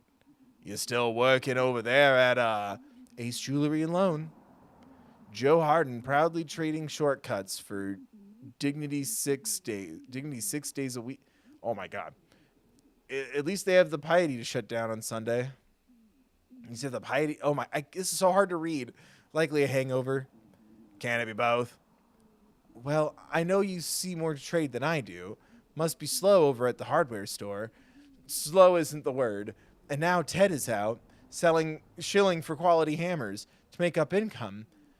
Have you considered quality hammers on your shelf? Made the switch recently and business has tripled. Well, of course, I'd love to have dinner with your lovely daughters. Evelyn. Hey, a man gets lonely out on the road. I know how it is. Nah. Harry, you've been traveling, right? Sure, yeah. Down in New Orleans, just taking a break. A vacation? Looking around for ideas. Tell her about the pool or the beach. Evelyn. Sounds nice. And the hostess? I may just cut you off. Dejected look. Clears his throat. So the pool or the beach? Yeah, Harry. Which was it? Well, it was a week of relaxation and now I'm back. You still look stressed. If you don't mind me saying, he just looks like that. Sure, that's how I look. I've never known you to leave town, Harry. I've never known you to leave this bar. Oh, no, I get out. You still drive that old truck? I don't know. I think they towed it eventually. Hell, you say. That must have been years ago, Harry. How do you get around now? I take the bus or I walk. You walk to New Orleans? Watch it, Evelyn. I didn't mean nothing by it, Harry. Harry, did you really go to New Orleans? Now, just where do you two get off? Sorry, forget it. Sure, she didn't mean nothing by it. We'll lay off you and get back to drinking. Gotta be ready for the entertainment. So who's on tonight? Tonight it's Junebug. Works for me. Round 8, I think. I'll stick around. I could use some sad music. I came here to break some hearts and start some farts. What's that? To dash dreams. What are you talking about? Got to talk to my parents about their bar tab. I won't be paying for them anymore. Hang on now. No, it's time to cut the old folks loose and head west. I can't keep enabling them. I think they're all going to lose their fun voices. You know, a debt's a debt now. Harry, I'm sorry. I know you've got a vested interest, and I don't want to make a victim of you. They'll come up with it somehow. Oh, my God. No, it's not that. The thing about debt is you never know when they'll be reckoned and called in. What's that mean? I'm not saying anything, but I know debt, Harry. I see it all day. It's all around me, like a thick gray fog. It's in the air I breathe, at the pawn shop. They have a new financial technology. I'm the ambassador. Did you know that? A new technology? It's a new kind of debt. It's a new kind of debt, Evelyn, and it's a mess. What do you mean, new kind of debt? You know what we do at the pawn shop? Secured loans. We don't buy used goods. We take personal property, a collateral on a loan. Then if you don't pay your loan, we sell your stuff. Sure, I get that. It works for people who couldn't get loans otherwise, I guess.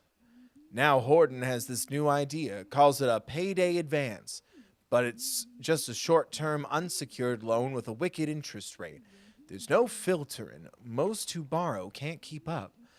Then he has this big pile of debts with big returns on paper, and he can sell those debts to a bank.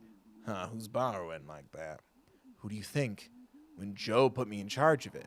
The only dark-skinned clerk in the whole shop. You think so? I know it. Don't you see? I look just like you. You can trust me.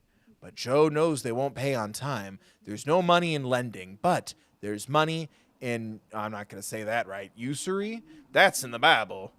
I won't be his shill. I just have to save a bit more, and then I go to California. I'll be a real clerk at a credit union or something. Something ethical. I just have to get rid of these old parasites first. Neither a borrower nor a lender be. Well, my tab is in good shape, I think. You're behind, too. Not as bad as the Slades, but... Well, Harry, the only thing I owe you is a handshake and this whiskey you're about to pour me. Let's say this one's on me, Pearl. No, I'm good for it. For today, let's just say it's on me. You're awfully strict about cash for a guy who just got back from a vacation. Drink up, Evelyn. Maybe you'd better find some other chair to sink into so your debts don't get reckoned out from under you. I'm out for a bit. I'll be back later to disappoint a couple of old deadbeats. I'll stay for the entertainment. I won't throw you out, but just remember what I said.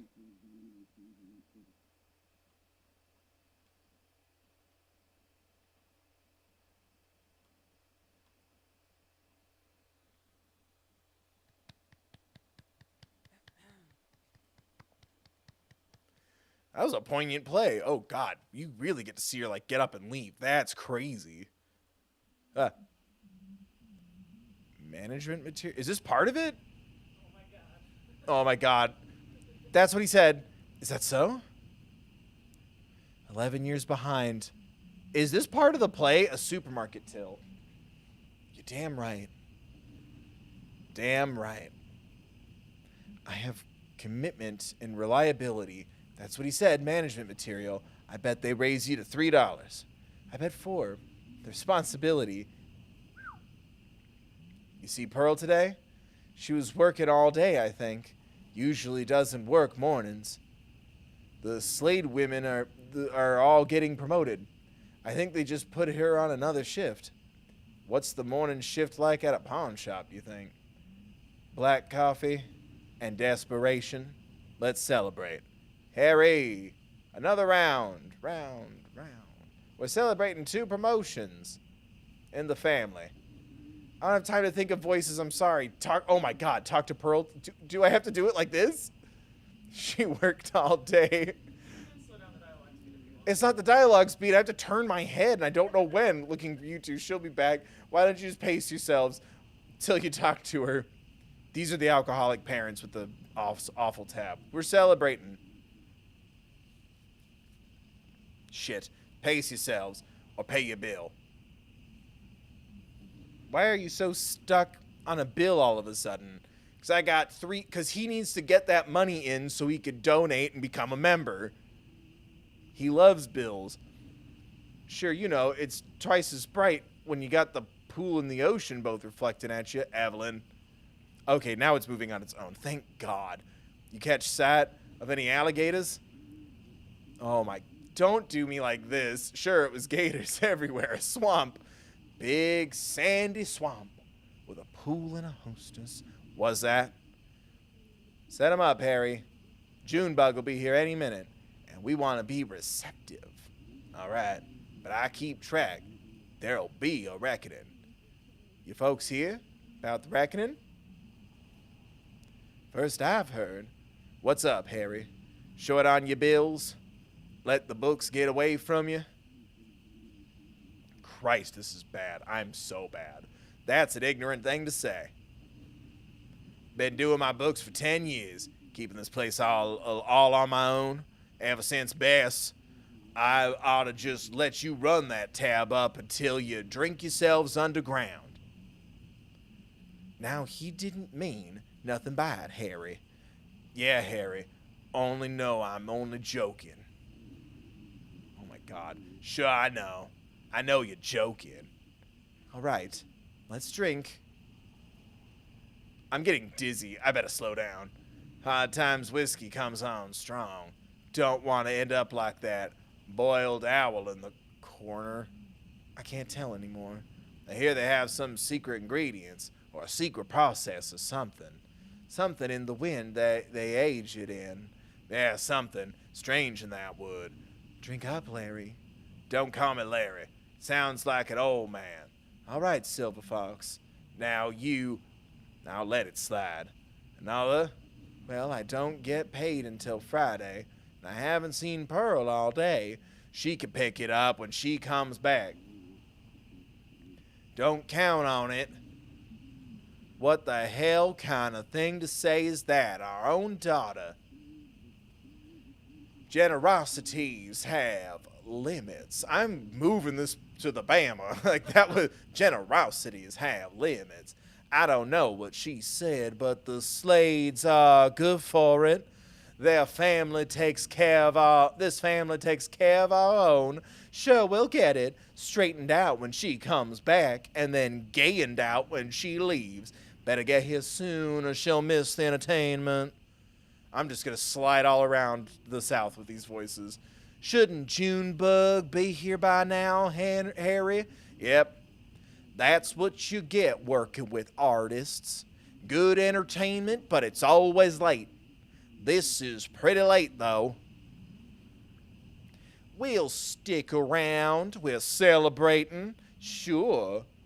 God, this is making me dizzy. Yeah, not expecting a late-night sentiment call. And if he does, let it ring. The philanderer. Last drink, Evelyn? One more, Harry. I just want to hear some music. Well, she'd better show up soon. Everyone clap. My dialect migrated more than people fleeing through the South. the dawn of the 17th century. Poggers, let's go. My voice, not the people fleeing at the turn of the 17th century. I love this song. I've never heard it. It's a love song. It's a Valentine. Sure. Ever been in love? Nope. Me neither. Well, there's Ted. Son of a bitch. Evelyn? You love Ted, right? He's son of a bitch out on the road, selling hammers and hammering shop girls. You know he isn't. Well, I wish he would.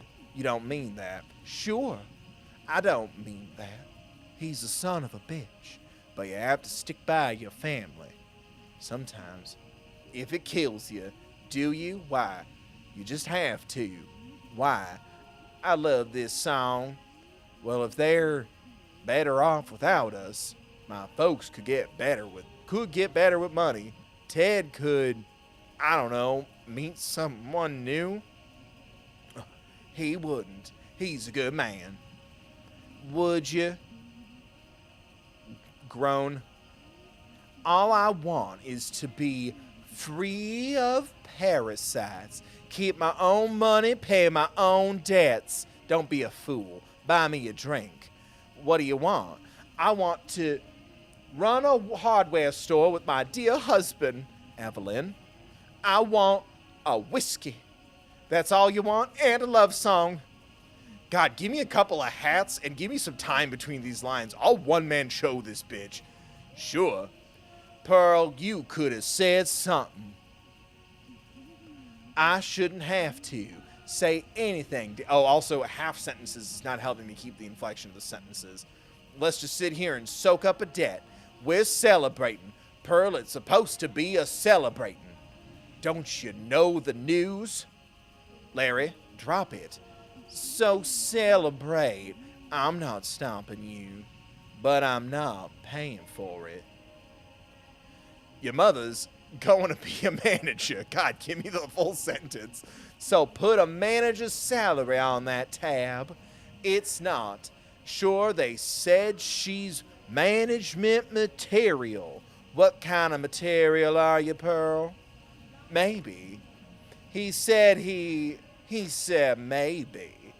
I'm made of sweat and blood and beer, just like you raised me.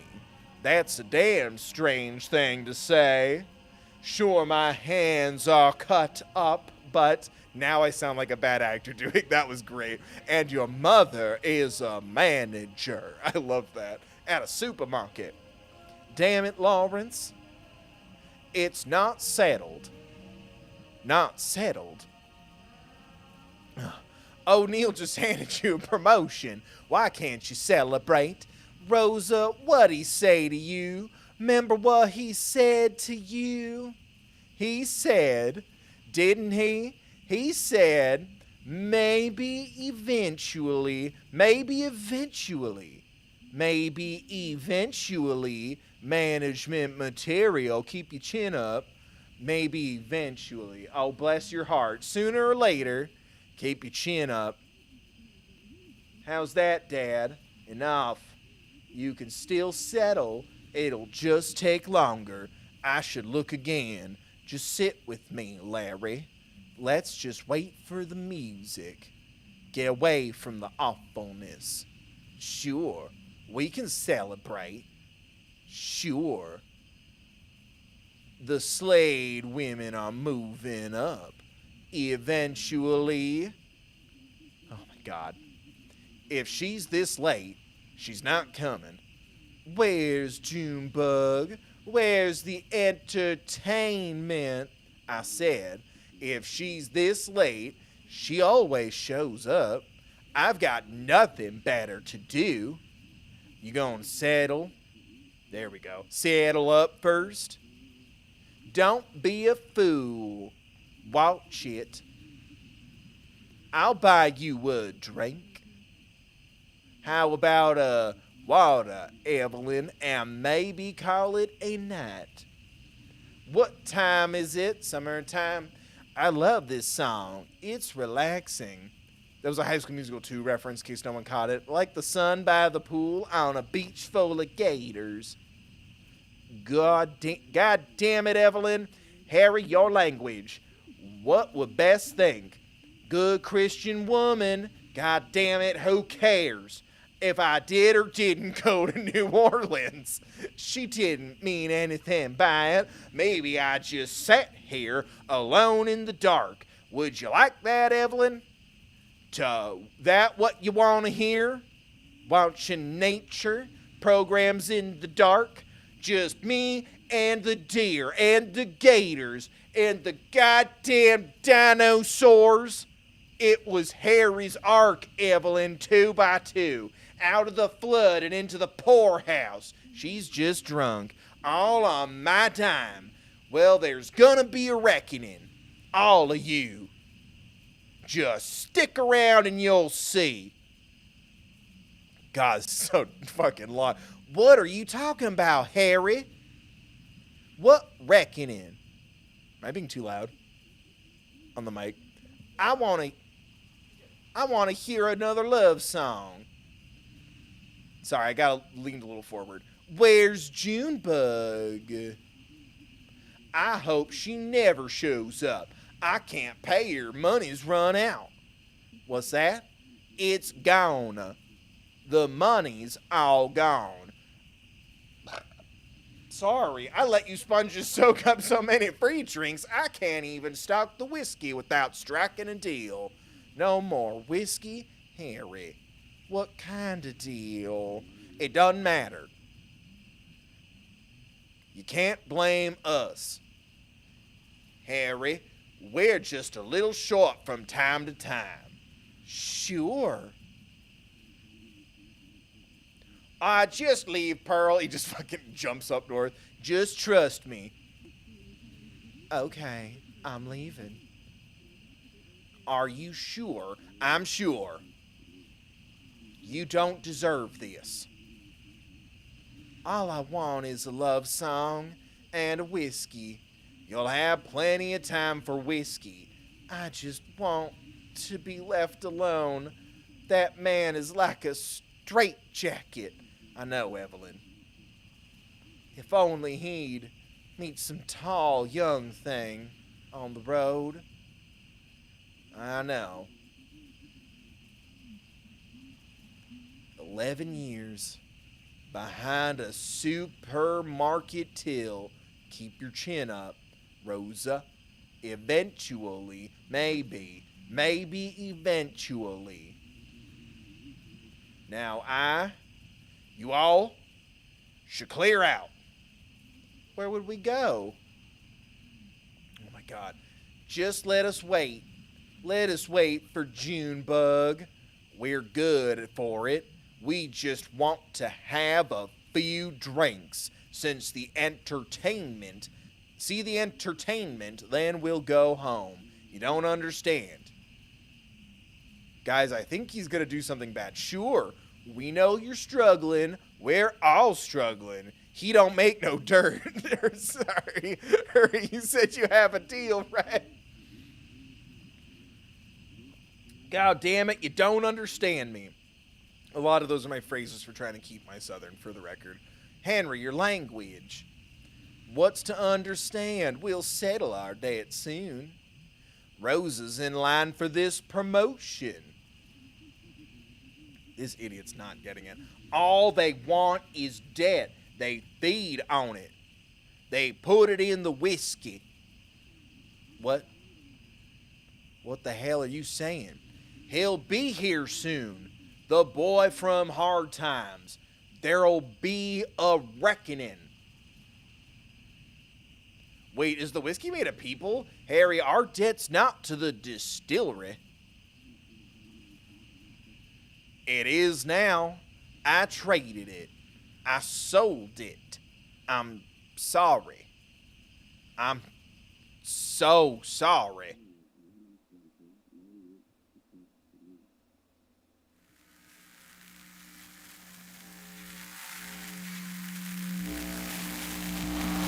God damn.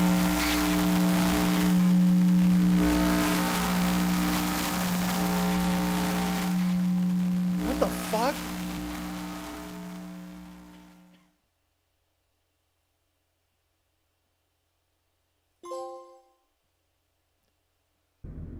Holy shit. Okay.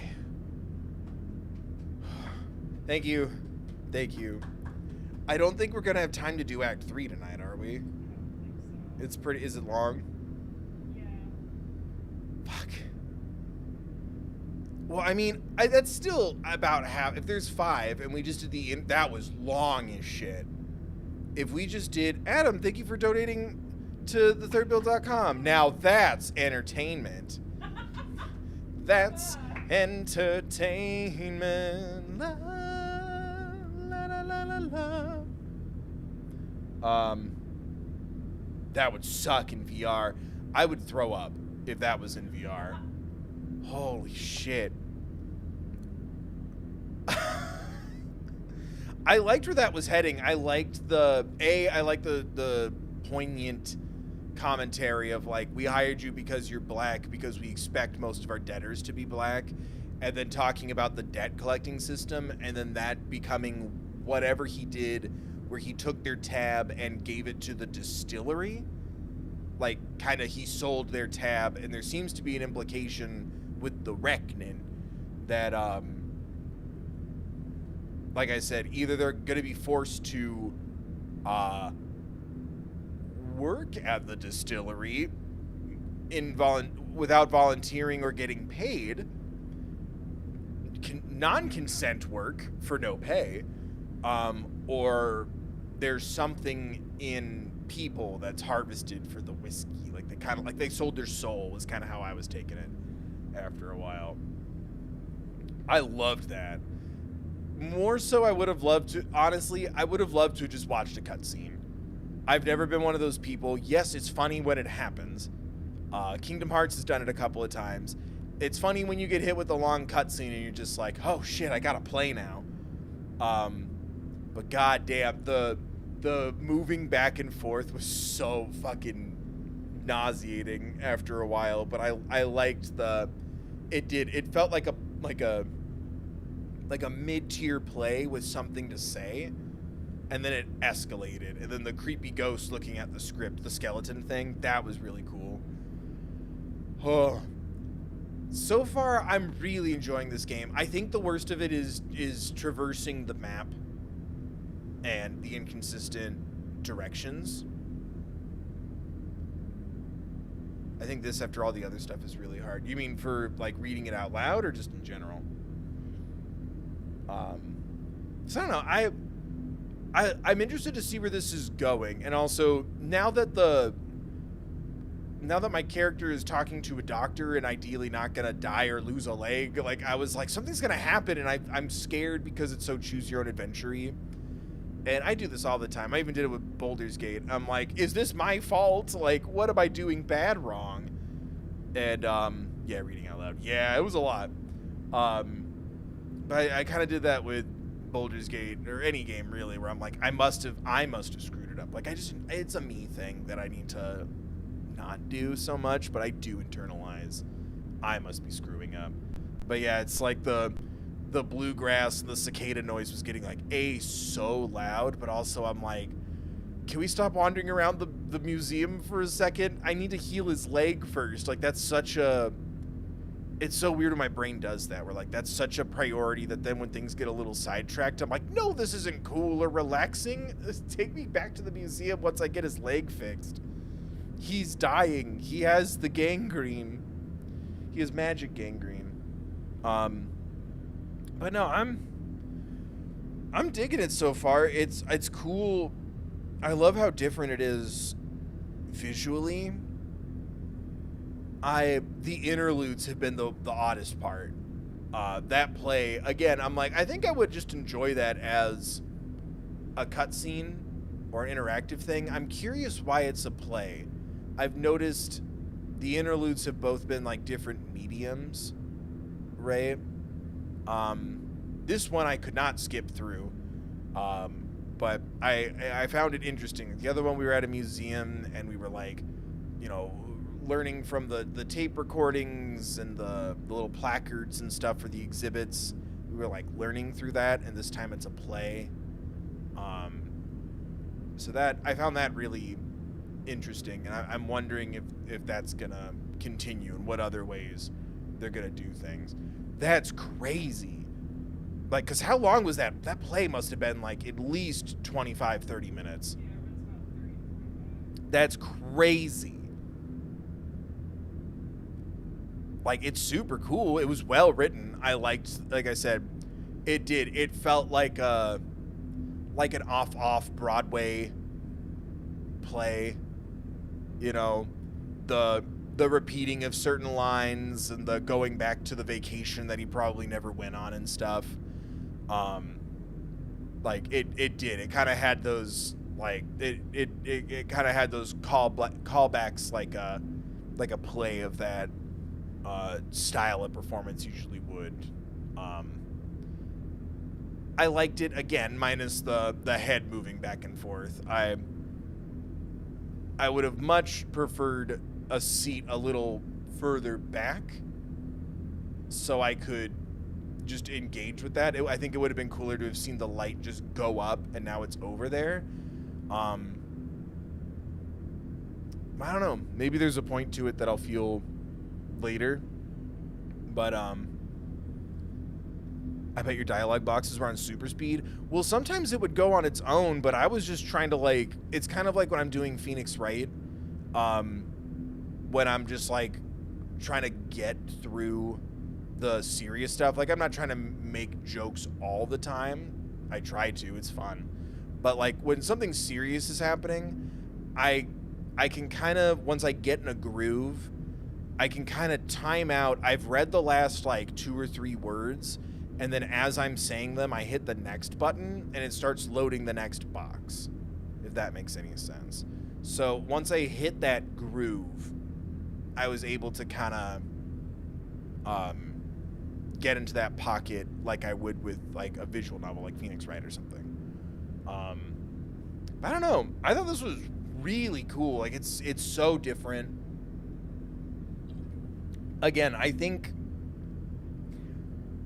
my biggest frustration right now, and it sucks because I like the idea, I wish maneuvering through the map was a little smoother, especially when we were flying on the bird. Like, I felt like I had no control over it at times. It was very weird, but I like the visual style. I like that slower kind of pacing, but I like feeling like if I really wanted to, I could plow through a couple of conversations to get to the next room if I was really feeling it. And other times it just felt like I wanted the character to be kind of aloof, and it kind of fit to kind of brush off the conversation. I liked that level of control,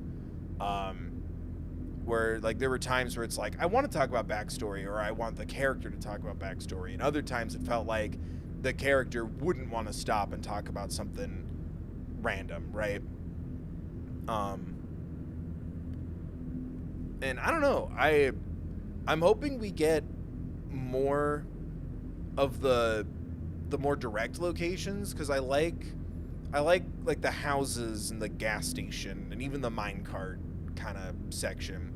Once it got into the abstract, like, museum stuff, I was like, wait, like, I'm so confused on where I'm supposed to go. But I kind of also like that about it, because, like, it does solidify these characters don't know where they are either. So it's like, I'm lost, they're lost. But I think I'll be able to follow that pace more comfortably now that there's not an immediate danger to the main character's health in a choose-your-own-adventure style game where I'm like, can you play this without him even hurting his leg? Did I do bad? The 0 is meant to be confusing. You can go forward, then as soon as you turn around, a new piece will appear that wasn't there before. Yeah, the 0, it kind of makes sense. It just, yeah, I'm like, my thing is, like, I don't want to lose the momentum of the stream, but also I don't want to lose the momentum in my, like, in reading this and in the story. Because if I get turned around too much, or now I'm trying to figure out how to navigate the map, then I'm gonna, after a couple minutes, like, wait, do I do this? Please just tell me what to do. Then I'll get to the location and just go, why the fuck were we coming here again? Like, it pulls the last, like, 5 pages of text out of my brain because I've been focused on, like, more gameplay stuff. But I think that's also just me not being too accustomed to that. But I think that's also just me just not being too accustomed to that style of story. I feel like I've gotten better at it, for sure. But, yeah, like, it's, you know,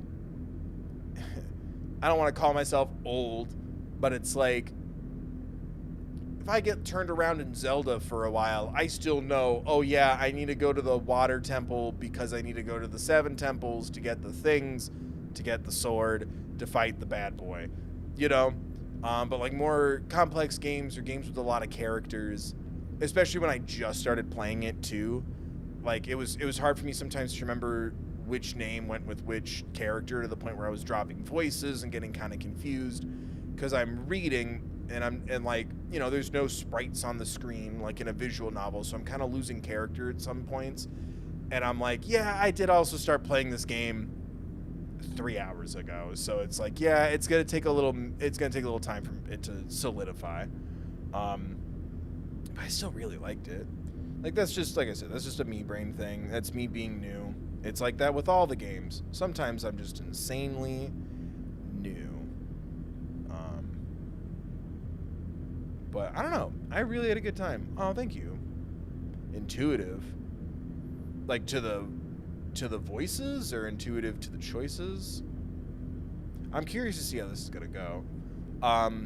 Before we wrap up, what am I supposed to do in between streams? Like, do I hit the X button and go back, or can it just sit here? Because Robeson had said something about, like, make sure you go to the menu in between streams so you don't lose gameplay. Oh, the voices were intuitive. Thank you. Very kind. It's hard because it's like, especially as cool as the art style is in this, the abstract nature of it, I can't do what I like to do, which is ideally I get a good look at the character and then I can kind of entertain, like funnel the voice from like the appearance, you know? Like Phoenix Wright, because like there's the detailed sprites and the animations, big or small, it starts to give me a sense for like, okay, like pitch it a little higher, maybe this guy's really big, or oh, older, younger, whatever. You're fine since you're between acts. Perfect. Then yeah, my hope was to get through Act 1 through 3 today, but I think getting through that interlude put me, I think, evenly at the halfway point, because there's 5 acts. So I was like, okay, if we get through Act 3 today, we'll be good to finish this on Thursday. I think we're still on track to finish this Thursday, because I'm pretty sure they'll cross out acts and interludes to complete them. Okay, good. Because I'm pretty sure the website, like How to Beat or whatever, it gave an act breakdown because this was released episodically. I think the time it gave for Act 3, I think that includes the interlude, and that interlude was lengthy. So I'm thinking I already chipped away at the first 30-40 minutes of that estimate, so I think I'm still kind of on track. Does that make sense? It's hard looking this stuff up because I don't want any spoilers, but I'd like a good feel, because I'm like, oh, like, let's do this. It'll take 2 streams. That's a week. It won't be gargantuan. It'll be like a little indie thing after doing something as big as Baldur's Gate. You know, so just kind of trying to gauge how long it's going to be, because I think we're going to finish this on Thursday. I think we're in a good position. To open the last interview, you need to go back to the gas station. Oh, I'm not going back. We're not restarting the interlude. No. We're good. Is it? I think the last part of the game. Oh, the last interlude. I thought you meant like the previous one. It's the one thing you can't. You just need to go back to the gas station when it's available on the map. Okay. You mean at the end, or do it before the game's done? I'm confused. We're not going back.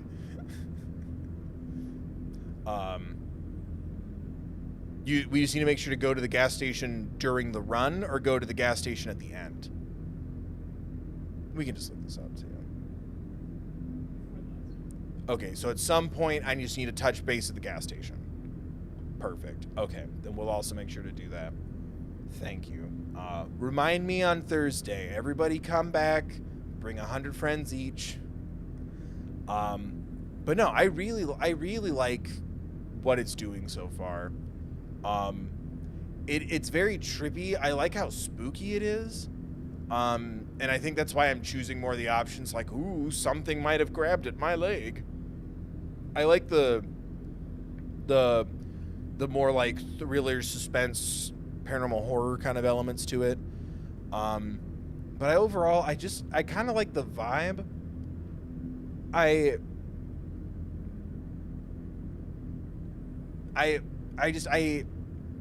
like the setup so much that I'm kind of mad that I have to pick the backstory options. Like, he cares about this because he cares about work. He cares about this because it's his last job. It's his last job because he's old, or is it his last job because the store is failing? And I'm like, no, don't make me pick this part. Like, you tell me. Like, this is such a cool setup. Like, it almost has a kind of, like, maybe not Silent Hill. Like, maybe I'm thinking Silent Hill more because of, like, ghost towns and supernatural worlds and portals and stuff. But it has that, like, ghost town, you know, broken highway part of America. Like, you know, like the older, dustier parts of the country, as well as that, like, Stephen King kind of, some guy was doing something and then all this crazy shit happened. It definitely reminds me of a lot of stories or types and brand, like, subgenres of stories that I really like. Like I said, I like ghost towns are some of my favorites, but I like the Rust Belty, sure, but it doesn't have to be specifically the Rust Belt area. It's like, it's just those forgotten corners of areas. You know, the kind of cars without the celebrity car, right? It's just a little highway town. There's just little shops and a handful of people. The kind of place where you look around and go, where's the school? You know, like, it just, like, you can see everything, but you feel like the town's missing a couple of things. I like setting stories in those towns. I like exploring sort of what an overlooked community, like, how they can glean to each other, or, like, they keep talking about, like, the distillery in town and stuff. Like, there's always, like, when there's something, like, really specific and random, it's like, is this company taking advantage of the fact that this is a overlooked low-income area? Are they doing something supernatural and evil making the whiskey? Or is it like, oh, it's cheaper to work here, we can abuse our workers more here because they don't know any better and no one comes out this way? That kind of stuff. The kind of places where you need to jump on your eagle brother and fly to. Yeah, there's something about that to me. Same thing with, I like, I wouldn't say religious horror, but, like, spiritual horror. I like those elements of, like, naive people screwing with someone else's religion and being disrespectful and it biting them in the ass. It's one of the things I like about Silent Hill. Even though Silent Hill, whether it knows it or not, I couldn't tell you, but, like, Silent Hill, it's more of the vibe of, hey, we totally were, like, taking land from indigenous people, and suddenly the people who were colonizing these areas got super cursed, or there's so much blood in the soil that it summons a dark entity, or, like, there's just this like incredibly powerful, like, slow acting, like, malevolent force created from bloodshed and tears that it continues to attack this area because it was never returned to the people. Like, things like that I really like. Or despite using terms that the culture doesn't want him to use, Pet Cemetery does it for me, where it's like, oh yeah, this burial ground, and if you fuck around in it, you might find out. And it's like, I like that idea of, like, that's why the bare minimum, you can just be respectful of other cultures. You know, it's like, hey, maybe we don't just do this without reading the manual first, in a spiritual sense. I like those kind of stories, and this one definitely gives me more of a, like, it could go down that supernatural either like spiritual or just general like paranormal or otherworldly kind of route. I also like that idea, like I said, of like the taking advantage of the less fortunate. I think there's something.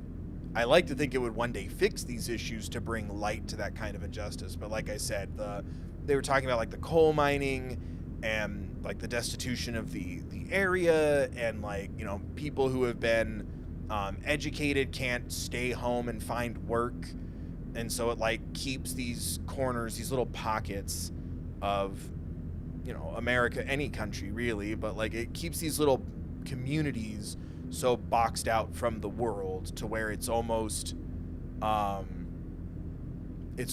disadvantage to be educated, because then you're not working to your interests or potential unless you give something up.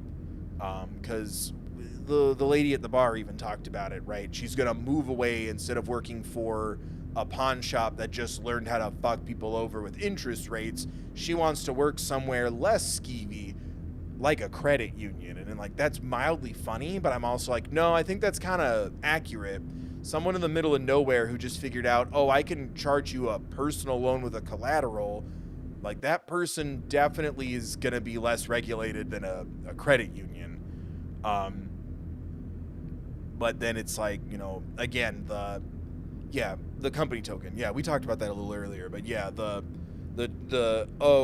we're expecting, you know, again, their words, we're expecting the people that are going to be in debt more often than not are going to be, you know, I'll say people of color to be kind, but I think the idea is we're expecting them to be black, so we're going to hire someone black. And she even says the line like, I look like you, trust me, you know, sign up for this loan. You know, it kind of has that, you know, that manipulation of that. And again, it's almost a disadvantage to be educated when this is such an overlooked area. And whether it's the guy at the pawn shop learning what an interest rate loan is or collateral is, to the whiskey distillery that gets set up, there's tons of people who get taken advantage of regularly because those areas are more overlooked, because, you know, we, you know, can cast certain areas in shadow unknowingly. I like to believe unknowingly, right? But it's like our resources are so thin, we can't get the Better Business Bureau to every corner of every town, county, what have you. But it's like, yeah, it's strange, because she even talked about it, like she's gonna leave town. She's leaving her parents holding the bag, essentially, in this case a bar tab. But it's like, grass is greener, and I know that, and I need to get out. It's interesting. I liked that play, and then I like those stories kind of being incorporated, because it's also interesting, you know, when my mom's family came to America, it wasn't the coal mining generation, it wasn't that far back, but it was the automotive industry. And hearing a lot of those stories, and like my memories of my great grandfather, he had, you know, an oxygen tank and everything, and I always assumed it was from smoking. And when I got a little older, I found out no, it was because of the factories he was working in and stuff. And it's like, yeah, it's, you know, sure, a land of opportunity, but that opportunity to take advantage of people who are desperate, to put them in terrible working conditions, whether we knew about the science or not, that's just kind of how it filled in. So I've always been kind of fascinated with that angle in storytelling, and it's kind of, I guess, my naive hope that more stories about that could pull a little more focus to making sure that we're not overlooking those things, or even we, the common people, when we see, you know, oh, that's surprising, there's I'll just make up a company name, there's a Schmamazon warehouse in the middle of nowhere. I hope they're paying everyone right and giving them proper breaks and hours on and off and meal times and bathrooms and all that stuff. You know, it's like, it's kind of that there's a world that preys on your ignorance as well as a world that preys on intelligence. You know, in some ways ignorance is bliss, even though the educated character understood when she was being used or taken advantage of and had a path out, but it still comes to that sacrifice of leaving others behind. And I don't know, there's something about those social dynamics and complexities that I like seeing in storytelling. It's even stuff that you see, obviously not as direct as that, but like the Owl House even had it from time to time. I kind of liked that idea of, kind of magic being a metaphor. I talked about it a lot. Magic being a metaphor for going for something more creative and less utilitarian or practical in your interests, but it's more about, at least in this stage in your life, it's about thriving in your interests and how that begets, more of a life lessons in other ways, right? Wanting to be a witch and then starting to learn about responsibility and magic and then connecting with friends. Like, it has those kind of elements to it that I like. And that one, I don't think it was a social thing. I don't think it was a class thing. I think it was more of a social thing. It was didn't something happen to the father? And like, there was implications of it when we got back to the human world. But I like those kind of stories. I find them relatable. Even if it's not a direct person versus society kind of arc or story, I like that indirect kind of feeling, especially in horror. It's easy to point at, and I like Halloween, so I don't want to tear something down, but like, it's easy to point at Michael Myers or Jason Voorhees and go, that's scary. And it's like, yeah, but also what's scary is, the babysitters, with unlocked doors, or, the society that we live in, the way we treat this and handle this. Like, it wasn't that hard for this to happen, and we weren't rehabilitating Michael Myers. We weren't getting him therapy or whatever. So it's like he was still capable of these things. It's like the external things. That's the stuff that scares me in a more realistic horror setting. Does that make sense? I hope that makes sense. What's wrong with credit unions? I don't think anything's wrong with credit unions, but it's like, it's the same job. And I think the joke is, it's not, I'm going to leave this small town and be a big star in Broadway or in movies, or I'm going to be a painter or an architect. It's, I'm going to work at a credit union. Like, it's kind of humorous in the sense of like, that's the big dream, but also, yeah, like, don't credit unions do loans or whatever? I don't know. Yeah, they do loans. They're just more regulated. So it's like, still arguably, I guess, depending on the interest rate and stuff, like still arguably predatory, right? No loan company wants you to pay off your loan succinctly and smoothly. They need to make money. Yeah, it's a little it's closer to banking. Yeah, I'm not trying to talk down credit unions. It was the leave the pawn shop that's learning how to screw people over to go work for a credit union. My point was, it's a little more regulated. One thing I haven't been able to figure out in the play was Evelyn's relationship with her husband, who was on the road. Like, if he was abusive or emotionally unavailable. I think it's more about her unhappiness. I think kind of like the other woman leaving her family behind. She left her family behind. Leaving her family behind to go work at the credit union, right? She's going to move far away. I think she was looking for an excuse. Like, she's unhappy when he's there. She's unhappy when he's gone. I think she wants an excuse. And if I'm being honest, while we're talking about the entrapments of ignorance as well as education, right? That what was it, Pearl? The woman, the parents that were off to the side, they're never going to get that promotion. She's never going to be a manager at the store. She's trapped in that job. And then their daughter is trapped, using some of her income, working this loan gig, right? She's trapped siphoning off some of her income to pay her family's bar tab. help them with their debts. And just like how the bartender is trapped at the bar, I think the woman is trapped in her marriage. And everything starts to fall to shit when the tab gets called in, right? When reality starts facing people. So they're all hoping for easier ways out. Instead of confronting her parents about the tab, instead of confronting, she's not happy with her job, she's going to take a similar job with more regulation far away. Somewhere ideally with an HR department, right? And it's going to take her farther away from her parents so she doesn't have to deal with their debts anymore. Just like how the parents are like, no, we're good for it. She just got a promotion. Instead of looking at himself, he's going, no, we're going to be fine. And he doesn't even want to acknowledge that his wife didn't get this promotion. And that's all they talk about on their end. Everyone's trapped in where they are. And I think the wife waiting for her salesman husband to come home, I think she's hoping for an excuse to get out of it because she too is avoiding the confrontation of either working on the relationship or ending the relationship or expressing that she's unhappy, right? She'd rather he come home and she find out that he's having an affair to the point where it would almost make her happy, her words.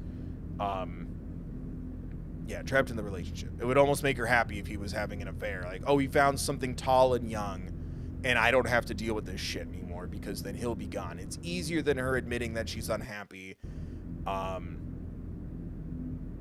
She also, I'm definitely reading too much into this. And I'm also going to blame my Renee Rapp video a little bit here. She did also refer to the relationship as a straitjacket. And I'm like, pause up. Vibes? A stifling relationship you're trapped in and calling it a straitjacket. Is that a play on words? It works whether or not it's a play on words. But yeah, she wants out of the relationship, but she doesn't want to initiate it. So she's just hoping he'll come home and say, I've been having an affair, so she can just move on. Because also, again, given the general vibe of the area, his dead wife was a good saintly woman and talking about the church and everything. I feel like she's also in a situation where they don't accept or acknowledge divorces, but I think they'll accept or acknowledge divorce in like the adultery sense, right? She didn't even wish he'd come home and say, I'm ending the marriage. She wished for an affair because then that's a clean break from her and a socially accepted one, I'd imagine, or a more socially accepted one. I don't like running on literal assumptions, like real life assumptions like that, but that was kind of the vibe I was getting the more they brought up the religious element. Remembering fondly what a godly woman the bartender's late wife was. I think that kind of set up a religious forward community, we'll say. Good Christian woman, yeah, exactly. Anyway, we've now hit that 4-hour mark. My voice hurts. I'm tired, and I still have to film shit tomorrow and this week. So I think we got to wrap up so I can rest the instrument. Oh, it hurts. It hurts. Talking for hours and hours about stories. It's hard. I got the story lung pop.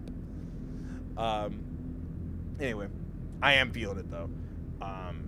I just had to minimize what I was feeling for some reason because it feels like I shouldn't be complaining. It's not a complaint. My throat just hurts. But anyway, big thank you to Robeson and Adam. Thank you so much for doting. Thank you so much for donating here and at thethirdbill.com. Thank you everyone for watching. Please consider donating, becoming a member if you want to, and if you can. If you can't, you don't want to. You're already helping out by hanging out. Just remember to do all the free things to support me too, smashing that like, making sure you're subscribed, ringing the bell, putting the notifications to all just so you know when I go live. No one's going to make you click on it. I'd like you to hang out all the time, but just so you're notified. Sharing the links around with people sharing them to friends or your Discords or your Reddits or whatever the hell, your Tumblies. Following me on social media. I'm just about everywhere at thethirdbill. Leaving comments of encouragement. What do you think of the game, of my playthrough? of my takes, of my voices. If you got some other ideas for more Halloween-esque games, let me know. Again, consider becoming a channel member next week on next Tuesday. They're doing the Gamescom live stream, and we'll be streaming that as a members only little extra stream, and those are always super fun. And you get to see me, you know, see trailers for the first time and stuff. Don't you love that? People like that, right? But they are fun. We hang out, we theorize, we talk about things. And yeah, I don't know. I think I'm also trying to figure out how I want to do Silent Hill, like the HD collection, since I have that and I can stream that. I'd love to do it. I've played 3 twice. I've played 2 a handful of times at this point. It's been a while since I've done either, so I'm like, do you want me to like talk about things as we go or not spoil anything? I'm still trying to think it. I think I'll probably do it in kind of a spoiler-free, here's my thoughts as we go kind of a thing, but I don't know. Let me know if you're interested in that. And yeah, if you think of any spooky games for the horror season coming up, let me know, baby. But yeah, thank you so much again, guys, for hanging out. Huge thank you again to Adam and Robeson for donating. And yeah, thank you so much, Alana, for modding. Links in the description as always. There's a link there next to my P.O. Box and merch store. There's a link to a card for social awareness, mental health, crisis lines, Trevor Project resources, things like that. Should you or someone you know need them. Yeah, we'll be back. We'll finish up Kentucky Route 0 on Thursday. I hope to see you then. Yeah, hope to see you next time I upload or go live. Be safe, be mindful of others. Remember to take care of yourselves, please.